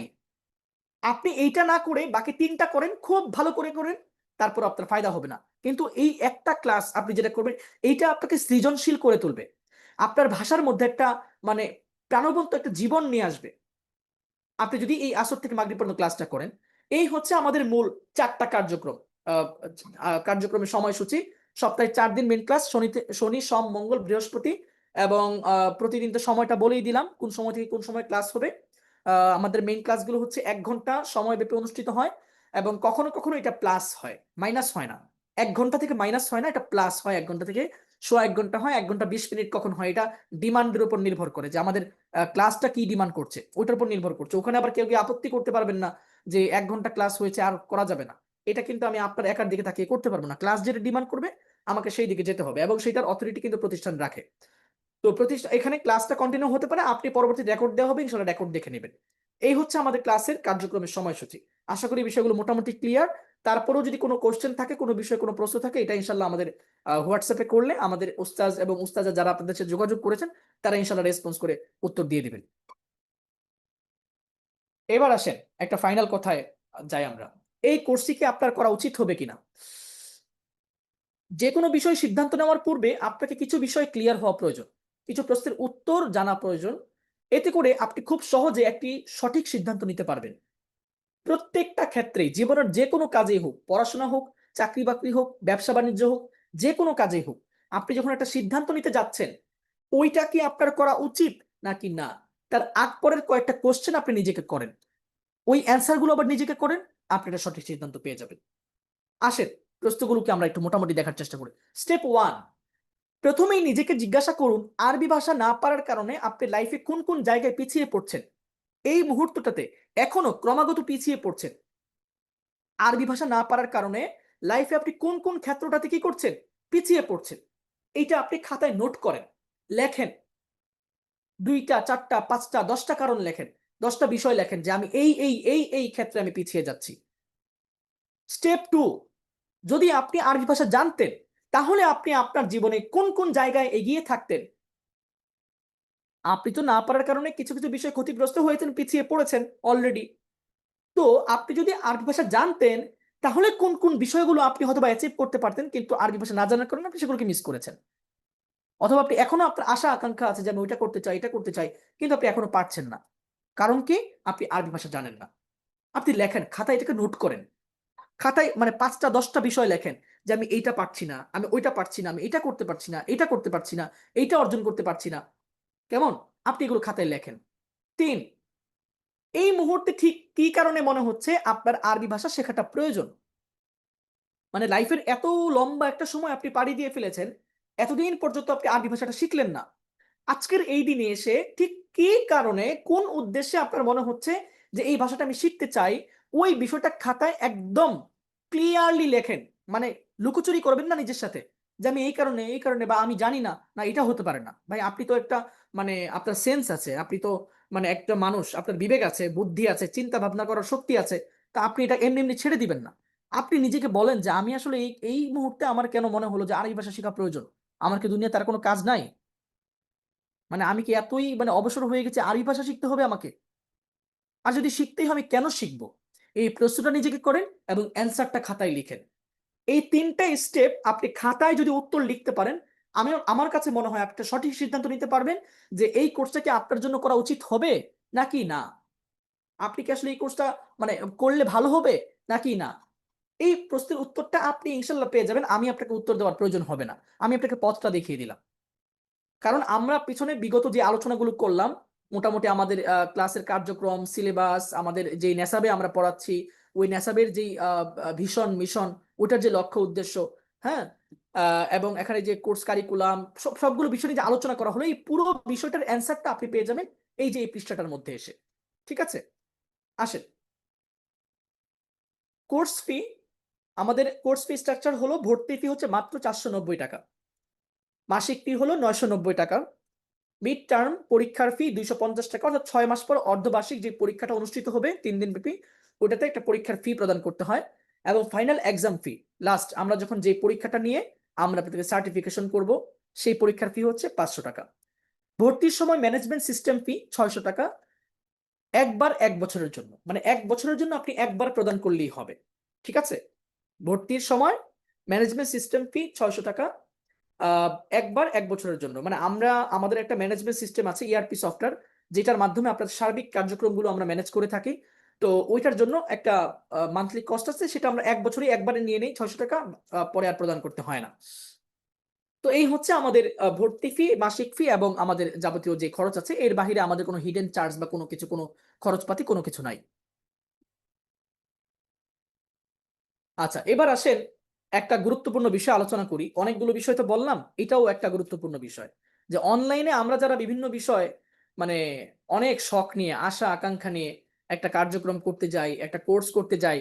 কিন্তু বিভিন্ন সময় দেখা যায় ইচ্ছায় বা অনিচ্ছায় আমরা মানে প্রতারণার শিকার হয়ে যাই। অনলাইনে এটা খুব বেশি হয়। দেখা যায় যে মানে একটা ক্লাসের কথা বলা হয়েছে, আমি ফি প্রদান করলাম, কিন্তু ২ দিন পরে শোনা যাচ্ছে যে ক্লাসটা হবে না। মানে এক প্রকার আমি প্রতারণার শিকার হয়ে গেলাম। আলহামদুলিল্লাহ আমাদের এখানে আপনার এই ভয় নাই। আন্নিদা ইনস্টিটিউট এইটা একটা ভেরিফাইড প্রতিষ্ঠান। এইটা লিমিটেড কোম্পানির আন্ডারে বর্তমানে পরিচালিত হচ্ছে। আলহামদুলিল্লাহ। এবং এই লিমিটেড কোম্পানির ফলেই আমরা কিন্তু অফিসিয়াল ভেরিফাইড যে পেমেন্ট সিস্টেম আছে, আমরা সেই সিস্টেমটাই ফলো করি। কোন পার্সোনাল নম্বরে আমরা লেনদেন করি না। আলহামদুলিল্লাহ। এতে করে এটা কি প্রমাণ করে? প্রমাণ করে আপনার পেমেন্ট 100% নিরাপদ। এবং আপনি আমাদেরকে হয়তো কতটুকু জাস্টিফাই করতে পারবেন। হয়তো সর্বোচ্চ ১ ২ টা কাগজপত্র আপনি ডকুমেন্টস দেখতে পারবেন। কিন্তু সেটার ভ্যালিডিটি যাচাই করার মতো কিন্তু শক্তিমত্তা বা সেই ক্ষমতা আপনার নাই। কিন্তু আপনারা যারা অনলাইন বা বিভিন্ন জায়গা থেকে কেনাকাটা করেন তারা জানেন। বিকাশ, মানে এসএসএল কমার্স, এরা আসলে যেই ধরনের ভেরিফিকেশন করতে পারবে আপনি কিন্তু সেটা পারবেন না। মানে বিকাশ একটা প্রতিষ্ঠানের সাথে কাজ করবে। আমাদের তো বিকাশে অফিসিয়াল অ্যাকাউন্ট আছে। আপনি বিকাশ অ্যাকাউন্টে এখন যান, গিয়ে ওখানে এডুকেশন ফি একটা অপশন আছে। ওখানে গিয়ে আপনি আননিদা লিখে সার্চ করেন। ANNIDA লিখে সার্চ করেন, আমাদের অ্যাকাউন্ট চলে আসবে লোগো সহ। দেখেন? পাশাপাশি আমাদের ERP সফটওয়্যারেও ওই লিংক আছে। জাস্ট আপনি লিংকে ক্লিক করে আপনার বিকাশ অ্যাকাউন্ট দিয়ে আপনি পেমেন্ট করে ফেলতে পারবেন। একদম 1 2 ইজি। মানে যেখানে আপনার কারো কাছে কোনো নাম্বার চাইতে হবে না, কোনো নাম্বারে পেমেন্ট করতে হবে না। এমনকি পেমেন্ট করার পর আপনি ইনস্ট্যান্ট একটা ইমেইল পেয়ে যাবেন। এবং আপনি যদি কোনো কারণে আপনার কাছে মনে হয় যে আমরা আপনাকে যে প্রতিশ্রুতি দিয়েছি বা যেভাবে পড়াবো বলেছি সেটা আমরা রাখিনি। আপনি ইনস্ট্যান্ট সেই যে কোম্পানি এসে এসএসএল কমার্স এবং বিকাশ এগুলোতে আপনি কিন্তু কমপ্লেন করতে পারবেন। বিকাশে ফোন করে শুধু বললেই হবে যে অমুক প্রতিষ্ঠানে আমি পেমেন্ট করেছি, তারা আমাকে ক্লাস করাচ্ছে না, সাথে সাথে আপনি পেমেন্ট রিফান্ড করে দিবে। মানে এটা আমাদের ক্ষমতায়ও নাই যে আমরা আপনার কাছ থেকে যে বিকাশ এসএসএল কমার্সের মাধ্যমে পেমেন্ট নিব, এরপরে আপনাদেরকে কোর্স করাবো না, এইটার সিস্টেম মানে কোনোভাবেই পসিবল না এটা। তারা আমাদেরকে ধরবে যে ভাই আমাদের পেমেন্ট গেটওয়ে ব্যবহার করে আপনারা ফি নিয়েছেন, ক্লাস আপনি যে প্রতিশ্রুতি দিয়েছেন সেটা আপনাকে করাতে হবে। আমার তো এখানে যা বলছে সব অন রেকর্ড। তো নিচে দেখেন কি লেখা আছে, যে কোনো প্রতিষ্ঠান ট্রাস্টেড কিনা তা জানার প্রাথমিক উপায় হলো অফিসিয়াল পেমেন্ট গেটওয়ে। অর্থাৎ আপনি যখন দেখবেন এইটা এডুকেশনাল প্রতিষ্ঠান হোক, বিজনেস প্রতিষ্ঠান হোক, যে কোনো প্রতিষ্ঠান হোক, আপনি কখনো পার্সোনালি লেনদেন করতে যাবেন না। প্রতিষ্ঠানে লেনদেন করার যদি আপনার ট্রাস্ট হয় ভিন্ন বিষয়, বাট প্রতিষ্ঠানে লেনদেন করার ক্ষেত্রে আপনি সবসময় অফিসিয়াল পেমেন্ট যে সিস্টেমগুলো আছে গেটওয়ে, ওই গেটওয়েটা ব্যবহার করার চেষ্টা করবেন। আলহামদুলিল্লাহ আমরা সেটা মেনটেন করি। আমাদের ওখানে ইআরপি সফটওয়্যার আইডি ক্রিয়েট করা হবে, আপনারা সেখান থেকে ইনশাল্লাহ এই এসএসএল কমার্স এবং বিকাশের মাধ্যমে পেমেন্টটা করতে পারবেন। আর যারা এগুলো ঝামেলা মনে করেন তারা জাস্ট সিম্পল বিকাশে গিয়ে, বিকাশ অ্যাকাউন্টে গিয়ে আপনি এডুকেশন ফিতে ANNIDA আননিদা লিখে সার্চ করবেন, আমাদের অ্যাকাউন্টটা চলে আসবে। এটা কিন্তু মানে আমরা বানিয়েছি বিষয়টা এরকম না, এটা বিকাশ ওখানে আমাদের জন্য অ্যাকাউন্টটা তৈরি করেছে, ও বিকাশের সাথে আমাদের সেই কি বলে এগ্রিমেন্টটা হয়েছে আর কি। আচ্ছা ঠিক আছে, চলেন আমরা আমাদের সামনে ক্লাসটা কন্টিনিউ করব ইনশাল্লাহ। তো সেই পর্যন্ত তার আগে আমরা দুই একটা কোশ্চেন একটু নিতে চাই। আপনাদের হয়তো কিছু কোশ্চেন থাকতে পারে। আমাদের ক্লাসটা আমরা সর্বোচ্চ 20 মিনিট কন্টিনিউ করব, কারণ আমাদের গুরুত্বপূর্ণ একটা পাঠ বাকি রয়ে গেছে। আপনারা জানেন আমরা আরবি ভাষা শেখানোর যে যাত্রাটা সেটা আজকের ক্লাসে শুরু করতে চাই, এই বিষয়টা আপনাদেরকে বলেছি। তো ইনশাল্লাহ আজকের ক্লাস থেকেই আমরা কিন্তু আরবি ভাষা শেখার যাত্রাটা শুরু করব। তার আগে আমি দুই একটা কোশ্চেন, খুব বেশি কোশ্চেন নিব না, যে কোশ্চেনগুলো এখানে লিখিতভাবে এসেছে সেই কোশ্চেনগুলো থেকে দুই একটা কোশ্চেনের উত্তর দিব। আপনারা যারা প্রশ্ন করতে চান একটা দুইটা প্রশ্ন করতে পারেন। আচ্ছা, শিক্ষকদের পরিচয় কোয়ালিফিকেশন সম্পর্কে জানতে চাই। একজন ভাই লিখেছেন, রিয়াদ হুসাইন ভাই, আমি জানি না উনি ক্লাসে আছেন কিনা। তো কোয়ালিফিকেশন সম্পর্কে যদি বলি, আলহামদুলিল্লাহ আমাদের এই যে মাদানী নেসার প্রথম বর্ষটা আপনাদেরকে যারা যারা পড়াবেন তাদের প্রত্যেকে আলহামদুলিল্লাহ মাদানী নেসাবের যে মূল প্রতিষ্ঠান মাদ্রাসাতুল মাদিনা, সেই সেই প্রতিষ্ঠানে পড়াশোনা করেছেন। আমরা এখনো পর্যন্ত সেই প্রতিষ্ঠানের বাইরে কাউকে নিয়োগ দিচ্ছি না ক্লাসে, ঠিক আছে? ওই প্রতিষ্ঠান থেকে পড়াশোনা করে আসা এবং প্রত্যেকে আলহামদুলিল্লাহ যথেষ্ট দক্ষ এবং অভিজ্ঞ। আপনার কোনো বিষয় ইনশাল্লাহ অস্পষ্ট থাকবে না, এতটুকু আপনি আমাদের প্রতি বিশ্বাস রাখতে পারেন। কারণ তাদের প্রত্যেকে আলহামদুলিল্লাহ মাদ্রাসাতুল মাদিনায় পড়াশোনা করেছেন, সেখান থেকে তারা এই কারিকুলামটা আলহামদুলিল্লাহ পড়েছেন। ইভেন বিগত প্রায় 5টা ব্যাচ আমাদের বিগত হয়েছে, 5টা ব্যাচ, ঠিক আছে? বর্তমান 2টা ব্যাচ রানিং চলছে। এই ব্যাচগুলোতে কোনো একটা ব্যাচের মধ্যে কারো কমপ্লেন ছিল না যে আমরা পড়া বুঝতে পারছি না। তো সেই জায়গা থেকে আশা করি আপনি এই ট্রাস্টটা রাখতে পারেন, এখানে যারা পড়াচ্ছেন তাদের প্রত্যেকে 100% কোয়ালিফাইড ইনশাল্লাহ। আচ্ছা, এরপরে বলেছেন রাত 9টায় ক্লাস করতে চাই, 9টা থেকে 10টা পর্যন্ত। হ্যাঁ ইনশাল্লাহ, অসুবিধা নাই, আপনি রাত 9টা থেকে 10টা ক্লাস করবেন, যার যখন সুবিধা হয়। আচ্ছা, টোটাল ফি তাহলে কত, একজন প্রশ্ন করেছেন। টোটাল ফি আপনি যে 490 টাকা ভর্তি ফি, মাসিক ফি 990 টাকা, তাহলে কত হলো? 1480 টাকা। আর হচ্ছে 600 টাকা হচ্ছে আমাদের আহ কি আমাদের সিস্টেম ফি, ম্যানেজমেন্ট সিস্টেম ফি। আপনি 2080 টাকা প্রদান করলে আপনি ভর্তি কার্যক্রমটা সম্পন্ন করতে পারবেন। তবে হ্যাঁ, আপনি সিস্টেম ফিটা এই মুহূর্তেই ভর্তি ফি মাসিক ফির সাথে দিয়ে দিতে হবে, এটা আবশ্যকীয় না। আপনি চাইলে আপাতত ভর্তি ফি মাসিক ফি দিয়ে ভর্তি সম্পন্ন করতে পারেন। ইনশাল্লাহ আপনি পরবর্তী মাসে এই সিস্টেম ফিটা দিয়ে দিতে পারবেন, এই সুযোগটা রয়েছে। টাকা কয় দিনের মধ্যে পরিশোধ করতে হবে? ইনশাল্লাহ আপনি আপনার সুইটেবল সময় অনুযায়ী পরিশোধ করতে পারেন। আপাতত আপনি ভর্তিটা সম্পন্ন করে রাখেন, ভর্তি ফি মাত্র 490 টাকা। ভর্তিটা সম্পন্ন করে আপনি আপনার আসনটা নিশ্চিত করে রাখেন, ঠিক আছে? আর আরেকটা বিষয়, আমাদের কিন্তু আজকে ক্লাস শেষ না, আজকে এই যে ক্লাস করিয়েছি এটাই শেষ না, বরং আমরা কিন্তু আপনাদের প্রত্যেককে, আপনারা সকলে আমাদের এখানে যে উস্তাদদের সাথে আপনারা যোগাযোগ করেছেন তাদের সাথে আপনারা যোগাযোগ করবেন, নম্বরগুলো আমি দিয়ে দিব ইনশাল্লাহ গ্রুপে। তাদের সাথে যোগাযোগ করে আপনারা কিন্তু আমাদের 1 বছরব্যাপী যে ক্লাস, সেই ক্লাসগুলোর রেকর্ড আমরা প্রদান করি ফেসবুক প্রাইভেট গ্রুপে। আপনারা কিন্তু ওই প্রাইভেট গ্রুপে ঢুকে দেখতে পারবেন যে আসলেই কি আমরা 1 বছরব্যাপী ক্লাস করাই কিনা। আমাদের অসংখ্য অগণিত ক্লাস আপনি প্রাইভেট গ্রুপে পেয়ে যাবেন। ওই ক্লাসগুলো দেখে আপনি আশা করি আরো বেশি ট্রাস্ট পাবেন। আমরা 2-2.5 ঘন্টা 3 ঘন্টার জন্য আপনাদের সময় দিয়ে দিব। আপনারা ইনশাল্লাহ ওই গ্রুপটাতে ঢুকে মনের সুখে সবগুলো ক্লাস দেখবেন, কেমন লাগে ক্লাসগুলো, ঠিক আছে? ক্লাসগুলো দেখে যদি আপনি 100% ট্রাস্ট করতে পারেন যে না, আমি 100% ট্রাস্ট করতে পারছি, ইনশাল্লাহ আমি উপকৃত হতে পারবো, এই ক্লাসটা আমার জন্যই, তাহলে আপনি ইনশাল্লাহ ভর্তি হবেন, আদারওয়াইজ ভর্তি হবেন না। কনফিউশন নিয়ে আপনি ভর্তি হবেন না ইনশাল্লাহ। তো আপনারা ইনশাল্লাহ অবশ্যই এই কাজটা করবেন, ঠিক আছে? আমাদের ওই প্রাইভেট গ্রুপে আমরা আপনাদের গ্রুপে মেসেজ দিব ইনশাল্লাহ। আপনারা ওই প্রাইভেট গ্রুপে জয়েন করবেন ফেসবুকে, এবং ওখান থেকে আমাদের রেকর্ড ক্লাসগুলো দেখবেন, ভালোভাবে মনোযোগ দিয়ে ক্লাসগুলো বোঝার চেষ্টা করবেন কিভাবে ক্লাসগুলো নিচ্ছি। একদম নিচের দিকে চলে যাবেন, সেখানে একদম শুরুর দিকের ক্লাসগুলো পাবেন। এরপর আপনি উপরের দিকের ক্লাসগুলো দেখতে পারেন যে আমরা কোন পর্যন্ত আসলাম, 7-8 মাস 10 মাস ক্লাস করার পরে কোন পর্যন্ত আসলো, সেই ক্লাসগুলো আসলে কতটুকু অ্যাডভান্স হলো 8-10 মাস পরে, সেটাও আপনি কিন্তু যাচাই বাছাই করতে পারবেন। একটা ব্যাচে ছাত্র কতজন থাকবে? অ্যারাউন্ড মোটামুটি আমাদের টার্গেট হচ্ছে 40 থেকে 50 জন, মানে আমরা যেটাকে ক্যারি করতে পারি অনুশীলন, মেইন ক্লাস এবং প্র্যাকটিস ক্লাসের দিক থেকে 40 থেকে 50 জন আমরা নিয়ে থাকি। কখনো কখনো তার চেয়ে অনেক মাইনাস হয়, কখনো কখনো তার চেয়ে একটু প্লাস হয় আর কি, যেটা হয়তো 50+ যায়। এটা হয়তো আবার 1-1.5-2 মাসের মধ্যে আবার মোটামুটি 40-এর কোঠায় বা নিচে চলে আসে। তো সেই ক্ষেত্রে এটা নিয়ে ওরিড হবার কিছু নাই। ইনশাল্লাহ আমরা আপনাদেরকে যে যে প্রতিশ্রুতিগুলো দিয়েছি তার সবগুলোই 100% আমরা ইনশাল্লাহ ফিল আপ করবো। আপনার আরবি ভাষা শেখার প্রথম ক্লাস, এতক্ষণ আমি একা একা কথা বলেছি, আপনারা সবাই এখানে মানে আরাম করেছেন বা শুধুমাত্র আমার কথাটা শুনেছেন। এখন আর আরাম করতে দেওয়া হবে না, এখন আমরা সরাসরি ক্লাসে চলে যাচ্ছি। পড়তে হবে আমার সাথে। যারা ক্লাসে যুক্ত আছেন, যারা আমাদের সাথে কন্টিনিউ করতে পারবেন, পড়তে পারবেন, তারা একটু কষ্ট করে হ্যান্ড রাইজ করবেন প্লিজ। হ্যান্ড রাইজ করবেন, একটু কষ্ট করে হ্যান্ড রাইজ করবেন। হ্যান্ড রাইজ করলে আমি আপনাদেরকে নিয়ে সামনে চলবো ইনশাল্লাহ। হ্যান্ড রাইজ কিভাবে করতে হয় শিখিয়ে দিতে। চ্যাট বাটনের পাশে রিয়্যাক্ট বাটন, রিয়্যাক্ট একটা বাটন আছে, ওই রিয়েক্ট বাটনের মধ্যে ক্লিক করে আপনি কিন্তু দেখবেন রাইস হ্যান্ড একটা অপশন পাবেন, ওই রাইস হ্যান্ডে ক্লিক করলে আপনার হ্যান্ড রাইস হবে। আচ্ছা, একজন ভাই একটু সম্পৃক্ত আছে, আমি ভাইকে একটু কানেক্ট করতে পারবো কিনা জানি না। রহিমউদ্দিন মোল্লা ভাই যুক্ত আছেন আমাদের সাথে, একটু কি সাড়া দেওয়া যাবে?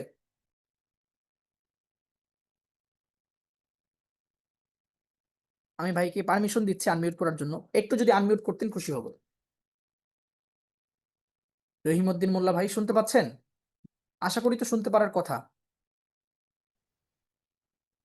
ওস্তাদ জি বলুন। আসসালামু আলাইকুম, কেমন আছেন? ওয়ালাইকুম ইসলাম। ওস্তাদ জি আপনি ভালো আছেন? আছি আলহামদুলিল্লাহ। ইন্ডিয়া থেকে আপনি, তাই না? হ্যাঁ হ্যাঁ ওস্তাদ জি, আমি ইন্ডিয়া থেকে। আপনি তো আমাদের বিগত একটা ব্যাচে মনে হয় ক্লাস করেছিলেন। হ্যাঁ হ্যাঁ করেছিলাম, তবে আমি কোনো কারণবশত মানে মাঝ রাস্তায় আমি ছুটে গেছি আর কি। এখন কি আবার কন্টিনিউ করতে চাচ্ছেন? ইনশাল্লাহ ইচ্ছা তো আছে এখন। আচ্ছা, আল্লাহ সহজ করে দোয়া করি। ঠিক আছে, শুক্রিয়া শুক্রিয়া, আপনাকে দেখে ভালো লাগলো। হঠাৎ দেখে আপনি, আচ্ছা ঠিক আছে, শুক্রিয়া। আমরা আহ একজন ভাইকে আনমিউট করার চেষ্টা করি। মোহাম্মদ কি যেন নামটা, আমি দেখতে পাচ্ছি না অবশ্য পুরোপুরি। মোহাম্মদ ইরফান ভাই সম্ভবত। ইরফান ভাই একটু কষ্ট করে মাইকটাকে আনমিউট করলে ভালো হয়, আমি রিকোয়েস্ট পাঠাচ্ছি এখান থেকে।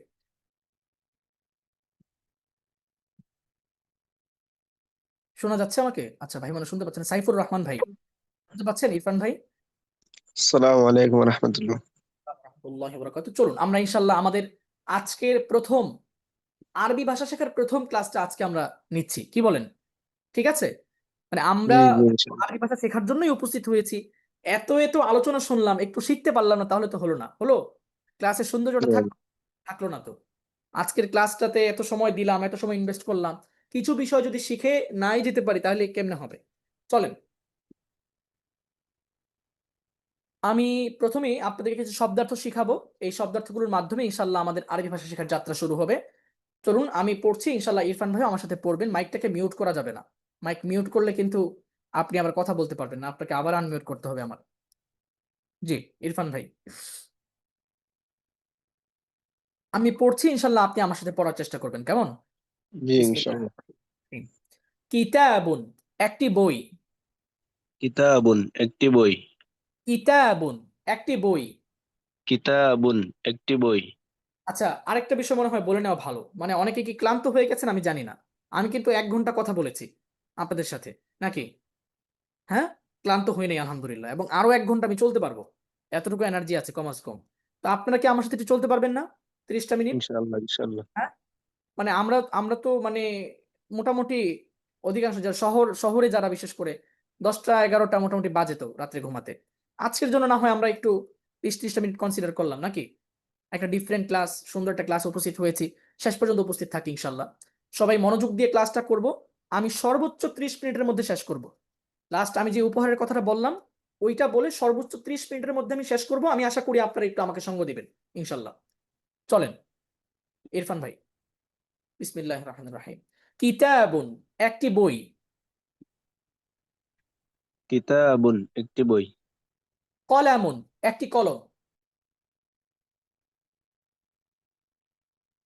বলতে হবে, আমার সাথে বলতে হবে। আচ্ছা, সাইফুর রহমান ভাই একটু মাইকটাকে আনমিউট করবেন। ওনাকে আমি একটু পাচ্ছি না, ডিসকানেক্টেড হয়ে যাচ্ছেন বারবার। শুনতে পাচ্ছেন ভাইজান? জি, আমি। আসসালামু জি, আলাইকুম। সাইফুর রহমান ভাই, জি। একটু আপনি আমাদের সাথে কন্টিনিউ করুন, হ্যাঁ? আমি পড়ি, আপনি ইনশাআল্লাহ answer করবেন। কলামুন একটি কলম, কলামুন একটি কলম, কুরসি একটি কলামুন চেয়ার, কলম, কুরসিয়ুন একটি চেয়ার, কুরসি বাইতুন একটি ঘর, বাইতুন একটি ঘর, বাবুন একটি দরজা, বাবুন একটি দরজা, মিসবাহুন একটি বাতি, মিসবাহুন একটি বাতি, জিদারুন একটি দেয়াল, জিদারুন একটি দেয়াল, সারিরুন একটি খাট, সারিরুন একটি কাঠ, কুফলুন একটি তালা, কুফলুন একটি তালা, মিফতাহুন একটি চাবি। মিফতাহুন একটি চাবি। আচ্ছা, সকলেই এই শব্দগুলোকে 2 মিনিট মুখস্থ করব, আওয়াজ করে জোরে জোরে। 10টা 10 বাজে, 12তে শুরু করছি। আমি 2 মিনিট পর সবার কাছ থেকে এই শব্দার্থগুলো শুনবো, সবাই আওয়াজ করে জোরে জোরে এই শব্দার্থগুলো মুখস্থ করুন ইনশাআল্লাহ। 2 মিনিট, কিতাবুন থেকে নিয়ে মিফতাহুন পর্যন্ত সবাই আওয়াজ করে জোরে জোরে। কিতাবুন একটি বই, কলামুন একটি কলম, কুরসিয়ুন একটি চেয়ার, বাইতুন একটি ঘর, বাবুন একটি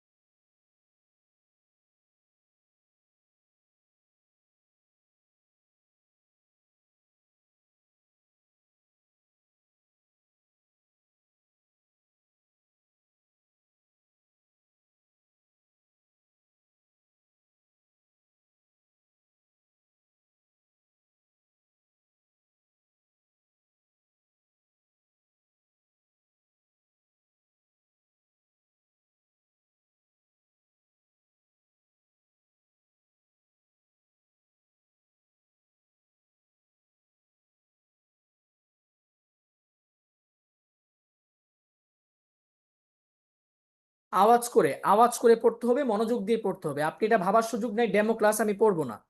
ভাষা যেহেতু শিখতেই হবে, আপনি আজকে থেকে শেখা শুরু করে দেন। শেখা শুরু করলেন তো এটা ইনশাল্লাহ শেষ করে ফেলতে পারবেন। শুরুই যদি না করেন শেষ হবে না।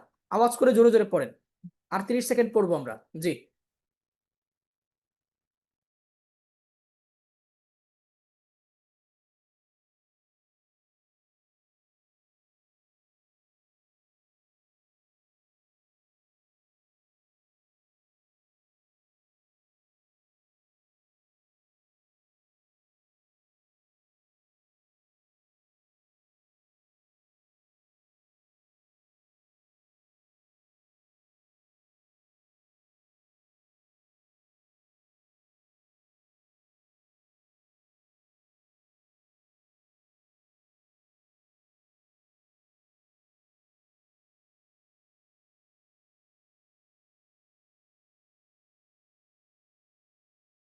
আচ্ছা, কে কে শোনাবেন দেখি? শোনান, শুনি। কার কার মুখস্থ হয়েছে? মুখস্থ হয়েছে কার কার? একজনেরও হয়নি?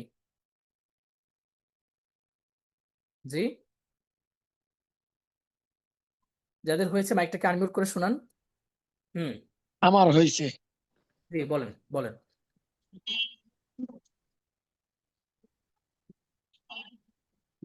শোনান শোনান। কুফলুন একটি তালা, কুফলুন একটি তালা, মিফতাহুন একটি চাবি, কুফলুন একটি তালা, কিতাবুন কিতাবুন একটি বই, কিতাবুন একটি বই,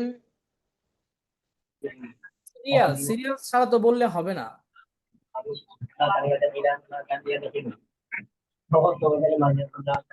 হ্যাঁ, আরেকজন শোনান, আরেকজন শোনান। কিতাবুন বা- একটি বই, কলমুন একটি কলম, কুরসিউন একটি চেয়ার, বাইতুন একটি ঘর, মিসবাহুন একটি বাতি, জিদারুন একটি দেয়াল, সারিরুন একটি কাঠ, কলমুন একটি কলম, মিফতাহুন আচ্ছা, একটি চাবি।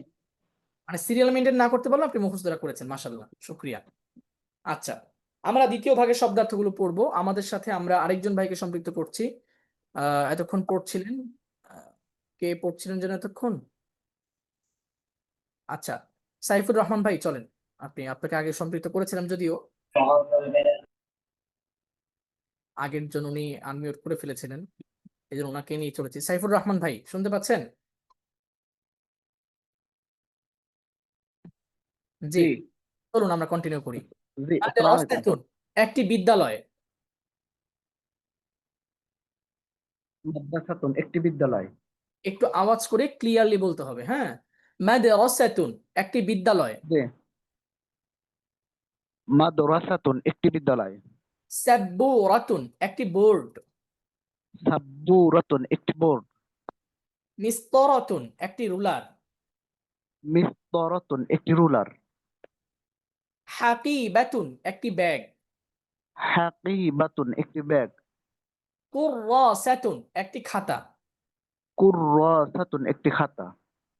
তাওবিলাতুন একটি টেবিল, কুররাসাতুন একটি খাতা। তাওবিলাতুন কুররাসাতুন একটি একটি টেবিল। খাতা। কুর তাওবিলাতুন একটি টেবিল। আমাকে শুনছেন? জি আমি শুনছি, আমাকে শোনা যায়? হ্যাঁ, আপনাকে শোনা যাচ্ছে। আমি যখন বলবো, আমি যেটা বলবো, আমি বলা শেষে সেটা বলবেন, হ্যাঁ, মনোযোগ জি দিয়ে শুনতে হবে। জি তাওবিলাতুন একটি টেবিল, তাওবিলাতুন একটি টেবিল।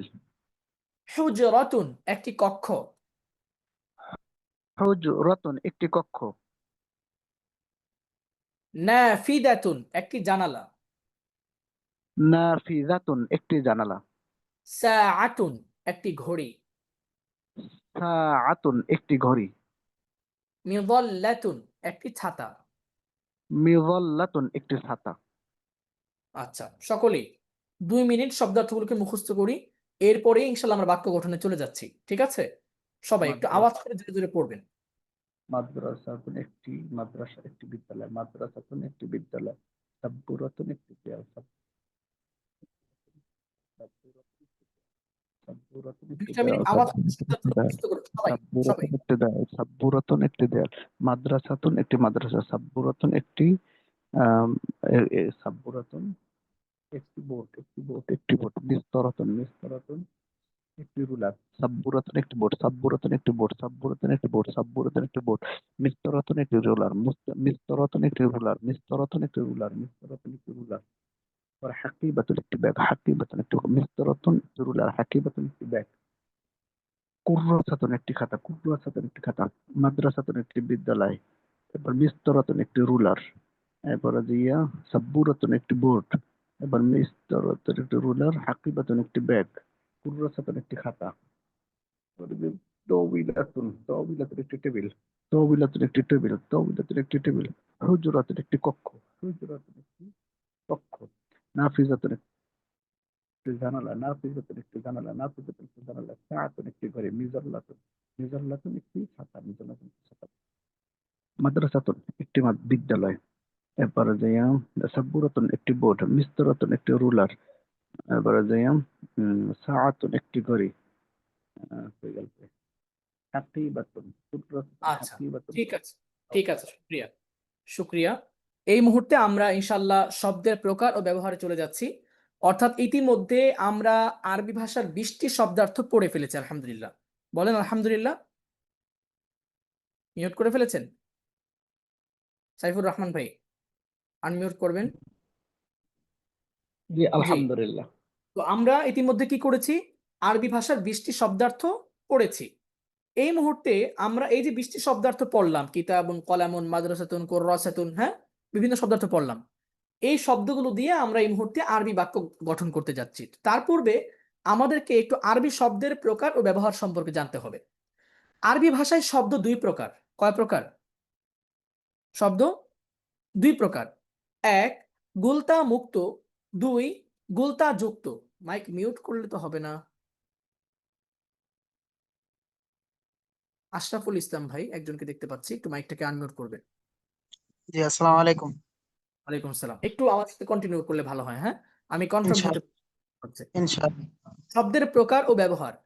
আরবি ভাষায় শব্দ কয় প্রকার? দুই প্রকার। দুই প্রকার। নম্বর এক, গুলতা মুক্ত শব্দ। নম্বর দুই, গুলতা যুক্ত শব্দ। যুক্ত শব্দ। আসেন ব্যাপারটা বোঝার চেষ্টা করি। এই যে শব্দের প্রকারটা করা হলো, গুলতা মুক্ত শব্দ আর গুলতা যুক্ত শব্দ, ব্যাপারটা আসলে কি চলেন একটু দেখি। এই দেখেন, আমরা এই যে পূর্বের পৃষ্ঠায় যে শব্দার্থগুলো পড়লাম, দুইটা ভাগে পড়েছিলাম না? জি দুইটা ভাগে। একটা ব্যাপার লক্ষ্য করেন, ডান পাশে যে শব্দগুলো আছে প্রত্যেকটা শব্দের শেষ অক্ষর একটু লক্ষ্য করেন, এবং বাম পাশে যে শব্দগুলো আছে এই শব্দগুলোর প্রত্যেকটার শেষ একটু লক্ষ্য করেন। জি পেয়েছেন কিছু?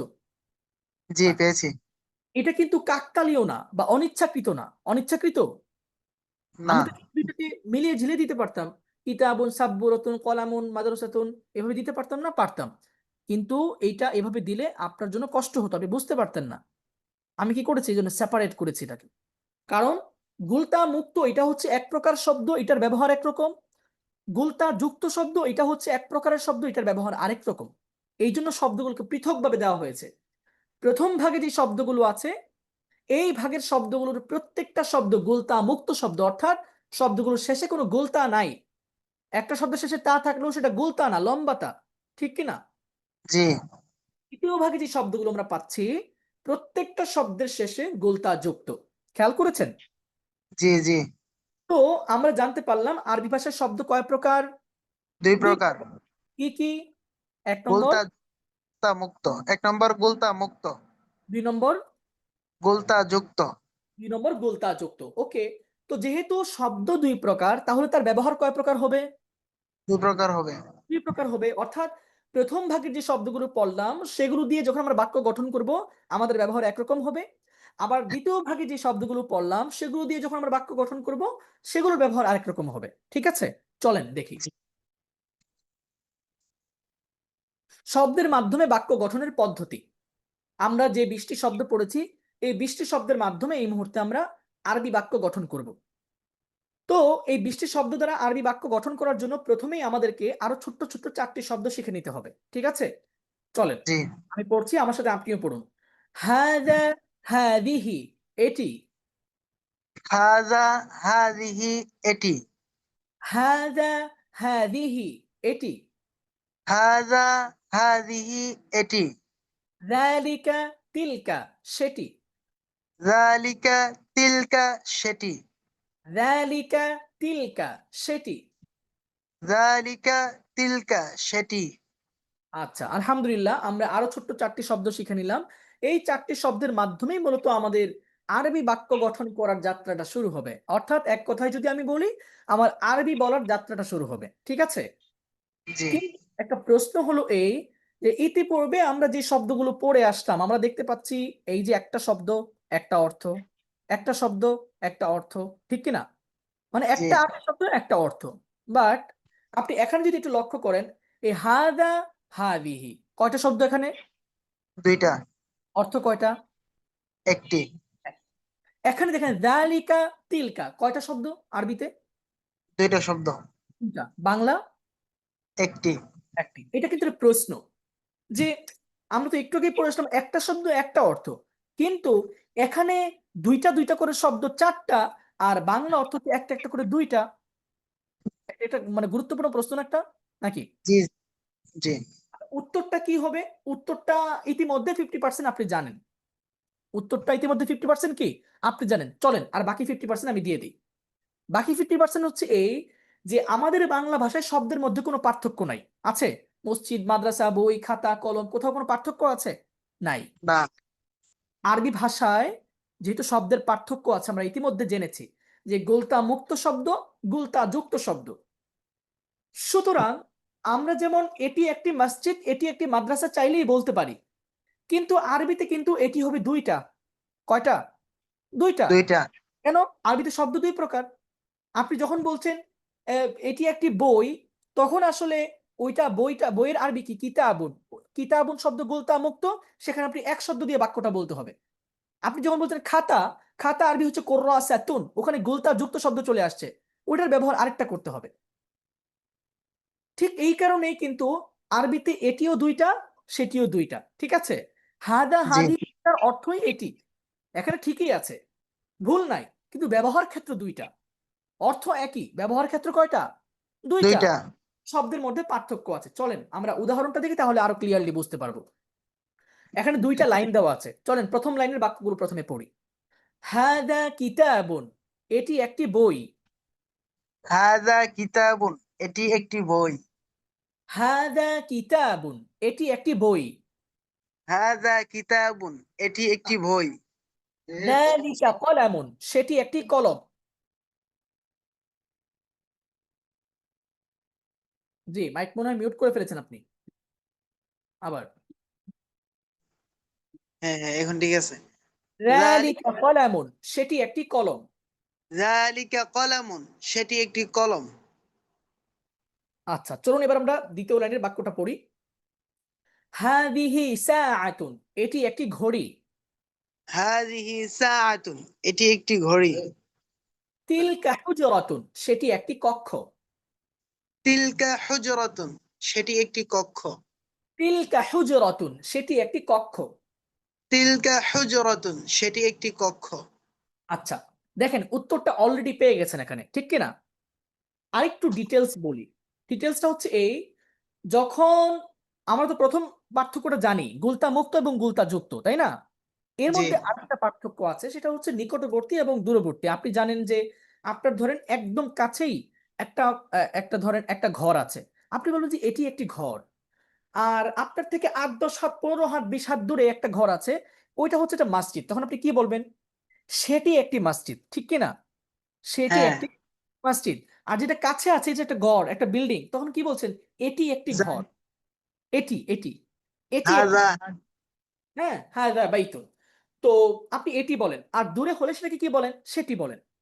তো এটি সেটির ব্যবহারটা নিশ্চয়ই আপনার কাছে ক্লিয়ার, ঠিক আছে? জি বিষয় হচ্ছে, যখন গুলতা মুক্ত শব্দটা নিকটবর্তী হবে, অর্থাৎ এটি এটি যখন নিকটবর্তী হবে, তখন আপনি হাদা ব্যবহার করবেন, যখন গুলতা মুক্ত শব্দটা নিকটবর্তী হবে। যখন গুলতা মুক্ত শব্দটা দূরবর্তী হবে, তখন আপনি যালিকা ব্যবহার করবেন। ঠিক আছে? কি ব্যবহার করবেন? জি যালিকা। দেখেছেন হলুদ হলুদ চিহ্নিত করা আছে, হাদা জি যালিকা। এই দুইটা ব্যবহৃত হবে কখন? যখন আপনি গুলতা মুক্ত শব্দ ব্যবহার করছেন। গুলতা মুক্ত শব্দ যখন নিকটবর্তী হবে, তখন আপনি হাদা ব্যবহার করবেন। যেমন এটি একটি বই, আরবি কি? হাদা কিতাবুন। যখন গুলতা মুক্ত শব্দটা দূরবর্তী হবে, তখন আপনি সেখানে যালিকা ব্যবহার করবেন। কি ব্যবহার করবেন? যালিকা। যালিকা। ঠিক আছে? যেমন যালিকা কলামুন, সেটি একটি কলম।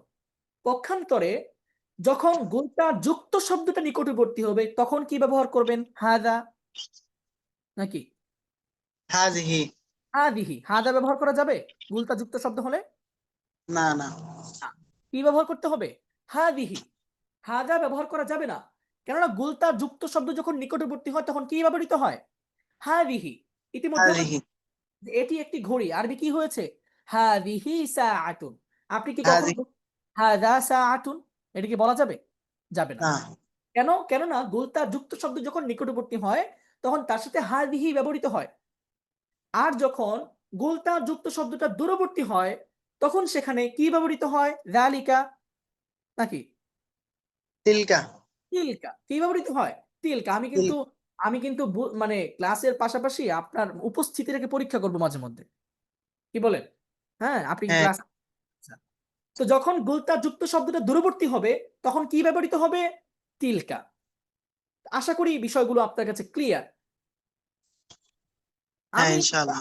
একটু শব্দ বলে বলে চলেন আপনাকে একটু অনুশীলন করাই, আপনি আরেকটু ক্লিয়ার হতে পারবেন। আপনি বলেন একটি কলম আরবি কি?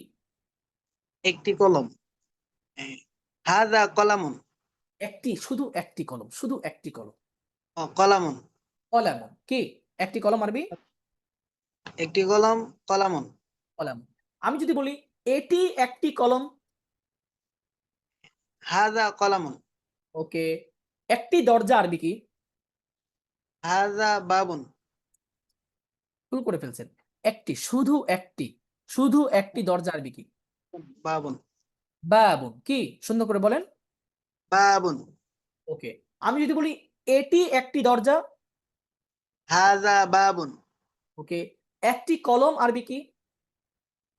قلم সেটি একটি কলম, تلك قلم আস্তাগফিরুল্লাহ। এটা তো ذلك হ্যাঁ, হ্যাঁ, যালিকা। আবার সেটি একটি কলম, ذلك قلم যালিকা কলামুন। কি? যালিকা قلم কলামুন। আচ্ছা, সেটি একটি দরজা, সেটি একটি দরজা ذلك باب জাস্ট আপনি খেয়াল করবেন ওটা কি গুলতা মুক্ত না গুলতা যুক্ত, আপনি হাজা জালিকা যুক্ত করে দিবেন। ক্লিয়ার? হ্যাঁ ওকে, চলেন জি এবার গুলতা যুক্তটা ব্যবহার করি একটু। একটি মাদ্রাসা আরবি কি? একটি মাদ্রাসা মাদ্রাসাতুন ওকে। সেটি একটি মাদ্রাসা, তিলকা মাদ্রাসাতুন মাশাআল্লাহ, চমৎকার। আপনি বলেন একটি ঘড়ি আরবি কি? সাআতুন এটি একটি ঘড়ি। হাযিহি সাআতুন আপনি বলেন একটি খাতা আরবি কি? কুররাসাতুন হ্যাঁ, কুররাসাতুন হবে। কুররাসাতুন টান হবে, কুররাসাতুন। আবার কুররাসাতুন হ্যাঁ, আপনি বলেন এটি একটি খাতা। হাযিহি কুররাসাতুন মাশাআল্লাহ, চমৎকার, চমৎকার। জাযাকুমুল্লাহু খায়রান, আহসানাল জাযা। আমাদের আজকের ক্লাসটা আলহামদুলিল্লাহ এ পর্যন্তই। আপনাদেরকে অনেক অনেক কষ্ট দিয়েছি। অনেক অনেক ক্ষমা প্রার্থী। আপনারা কষ্ট নেবেন না, কারণ 1 ঘন্টা ক্লাস হওয়ার কথা ছিল। এটা অনেক লং হয়ে গেছে, 1.5 ঘন্টা হয়ে গেছে। উপকৃত হতে পেরেছি আলহামদুলিল্লাহ আর আমাদের প্রাইভেট ফেসবুক প্রাইভেট গ্রুপে ইনশাল্লাহ জয়েন করতে পারবেন। ওখানে আপনারা জয়েন করলে খুব সহজেই ইনশাল্লাহ আপনারা আমাদের বিষয়গুলোকে আত্মস্থ করতে পারবেন, বুঝতে পারবেন একদম কাছ থেকে যে ক্লাসটা সত্যিকার অর্থে কিভাবে করানো হচ্ছে। এখানে হয়তোবা আপনি আজকে নতুন এসেছেন, একটা ক্লাস দেখেছেন, এটা আপনার কাছে কেমন লেগেছে বা লাগেনি, এইটা ওভাবে ধার্তব্য হবে না। ধার্তব্য হবে যখন পুরো বিষয়টা ইন ডেপথ ডিটেইললি আপনি আপনার সামনে উপস্থিত করতে পারবেন। আর সেই জন্যই আমরা যেটা করেছি, আমাদের ফেসবুক প্রাইভেট গ্রুপে, এইটা কিন্তু মেইন ক্লাসের গ্রুপ, এটা কিন্তু ডেমো ক্লাসের গ্রুপ না, বুঝতে হবে। আমরা ওই মেইন ক্লাসের গ্রুপের অ্যাক্সেস আপনাদেরকে দিয়ে দিচ্ছি 2-3 ঘন্টার জন্য। ওই ক্লাসগুলো আপনারা দেখে আশ্বস্ত হয়ে, বিশ্বস্ত হয়ে, আমরা কিন্তু একদম 100% ট্রান্সপারেন্সি রাখছি এখানে, যেন আপনারা ফেসবুক গ্রুপে জয়েন করে আমাদের ওই ক্লাসগুলো দেখে বুঝে শুনে সিদ্ধান্ত নিয়ে তারপরে সেটা ভর্তিটা হতে পারেন। তো এই জন্য আপনারা দেরি করবেন না, অবশ্যই অতি দ্রুত আমাদের যেই আমাদের প্রতিনিধি যার সাথে আপনার যোগাযোগ হয়েছে তার সাথে আপনি যোগাযোগ করে আপনি সেই প্রাইভেট গ্রুপে ইনশাল্লাহ জয়েন করে ফেলবেন। কারোর সাথে যোগাযোগ করতে না পারলে আমাদের হোয়াটসঅ্যাপ অফিসিয়াল হোয়াটসঅ্যাপ নাম্বার 01611803564, এই নাম্বারে যোগাযোগ করবেন। যেই নাম্বারে আপনি প্রথম মেসেজ করেছিলেন ওই নাম্বারে আপনি ইনশাল্লাহ যোগাযোগ করবেন।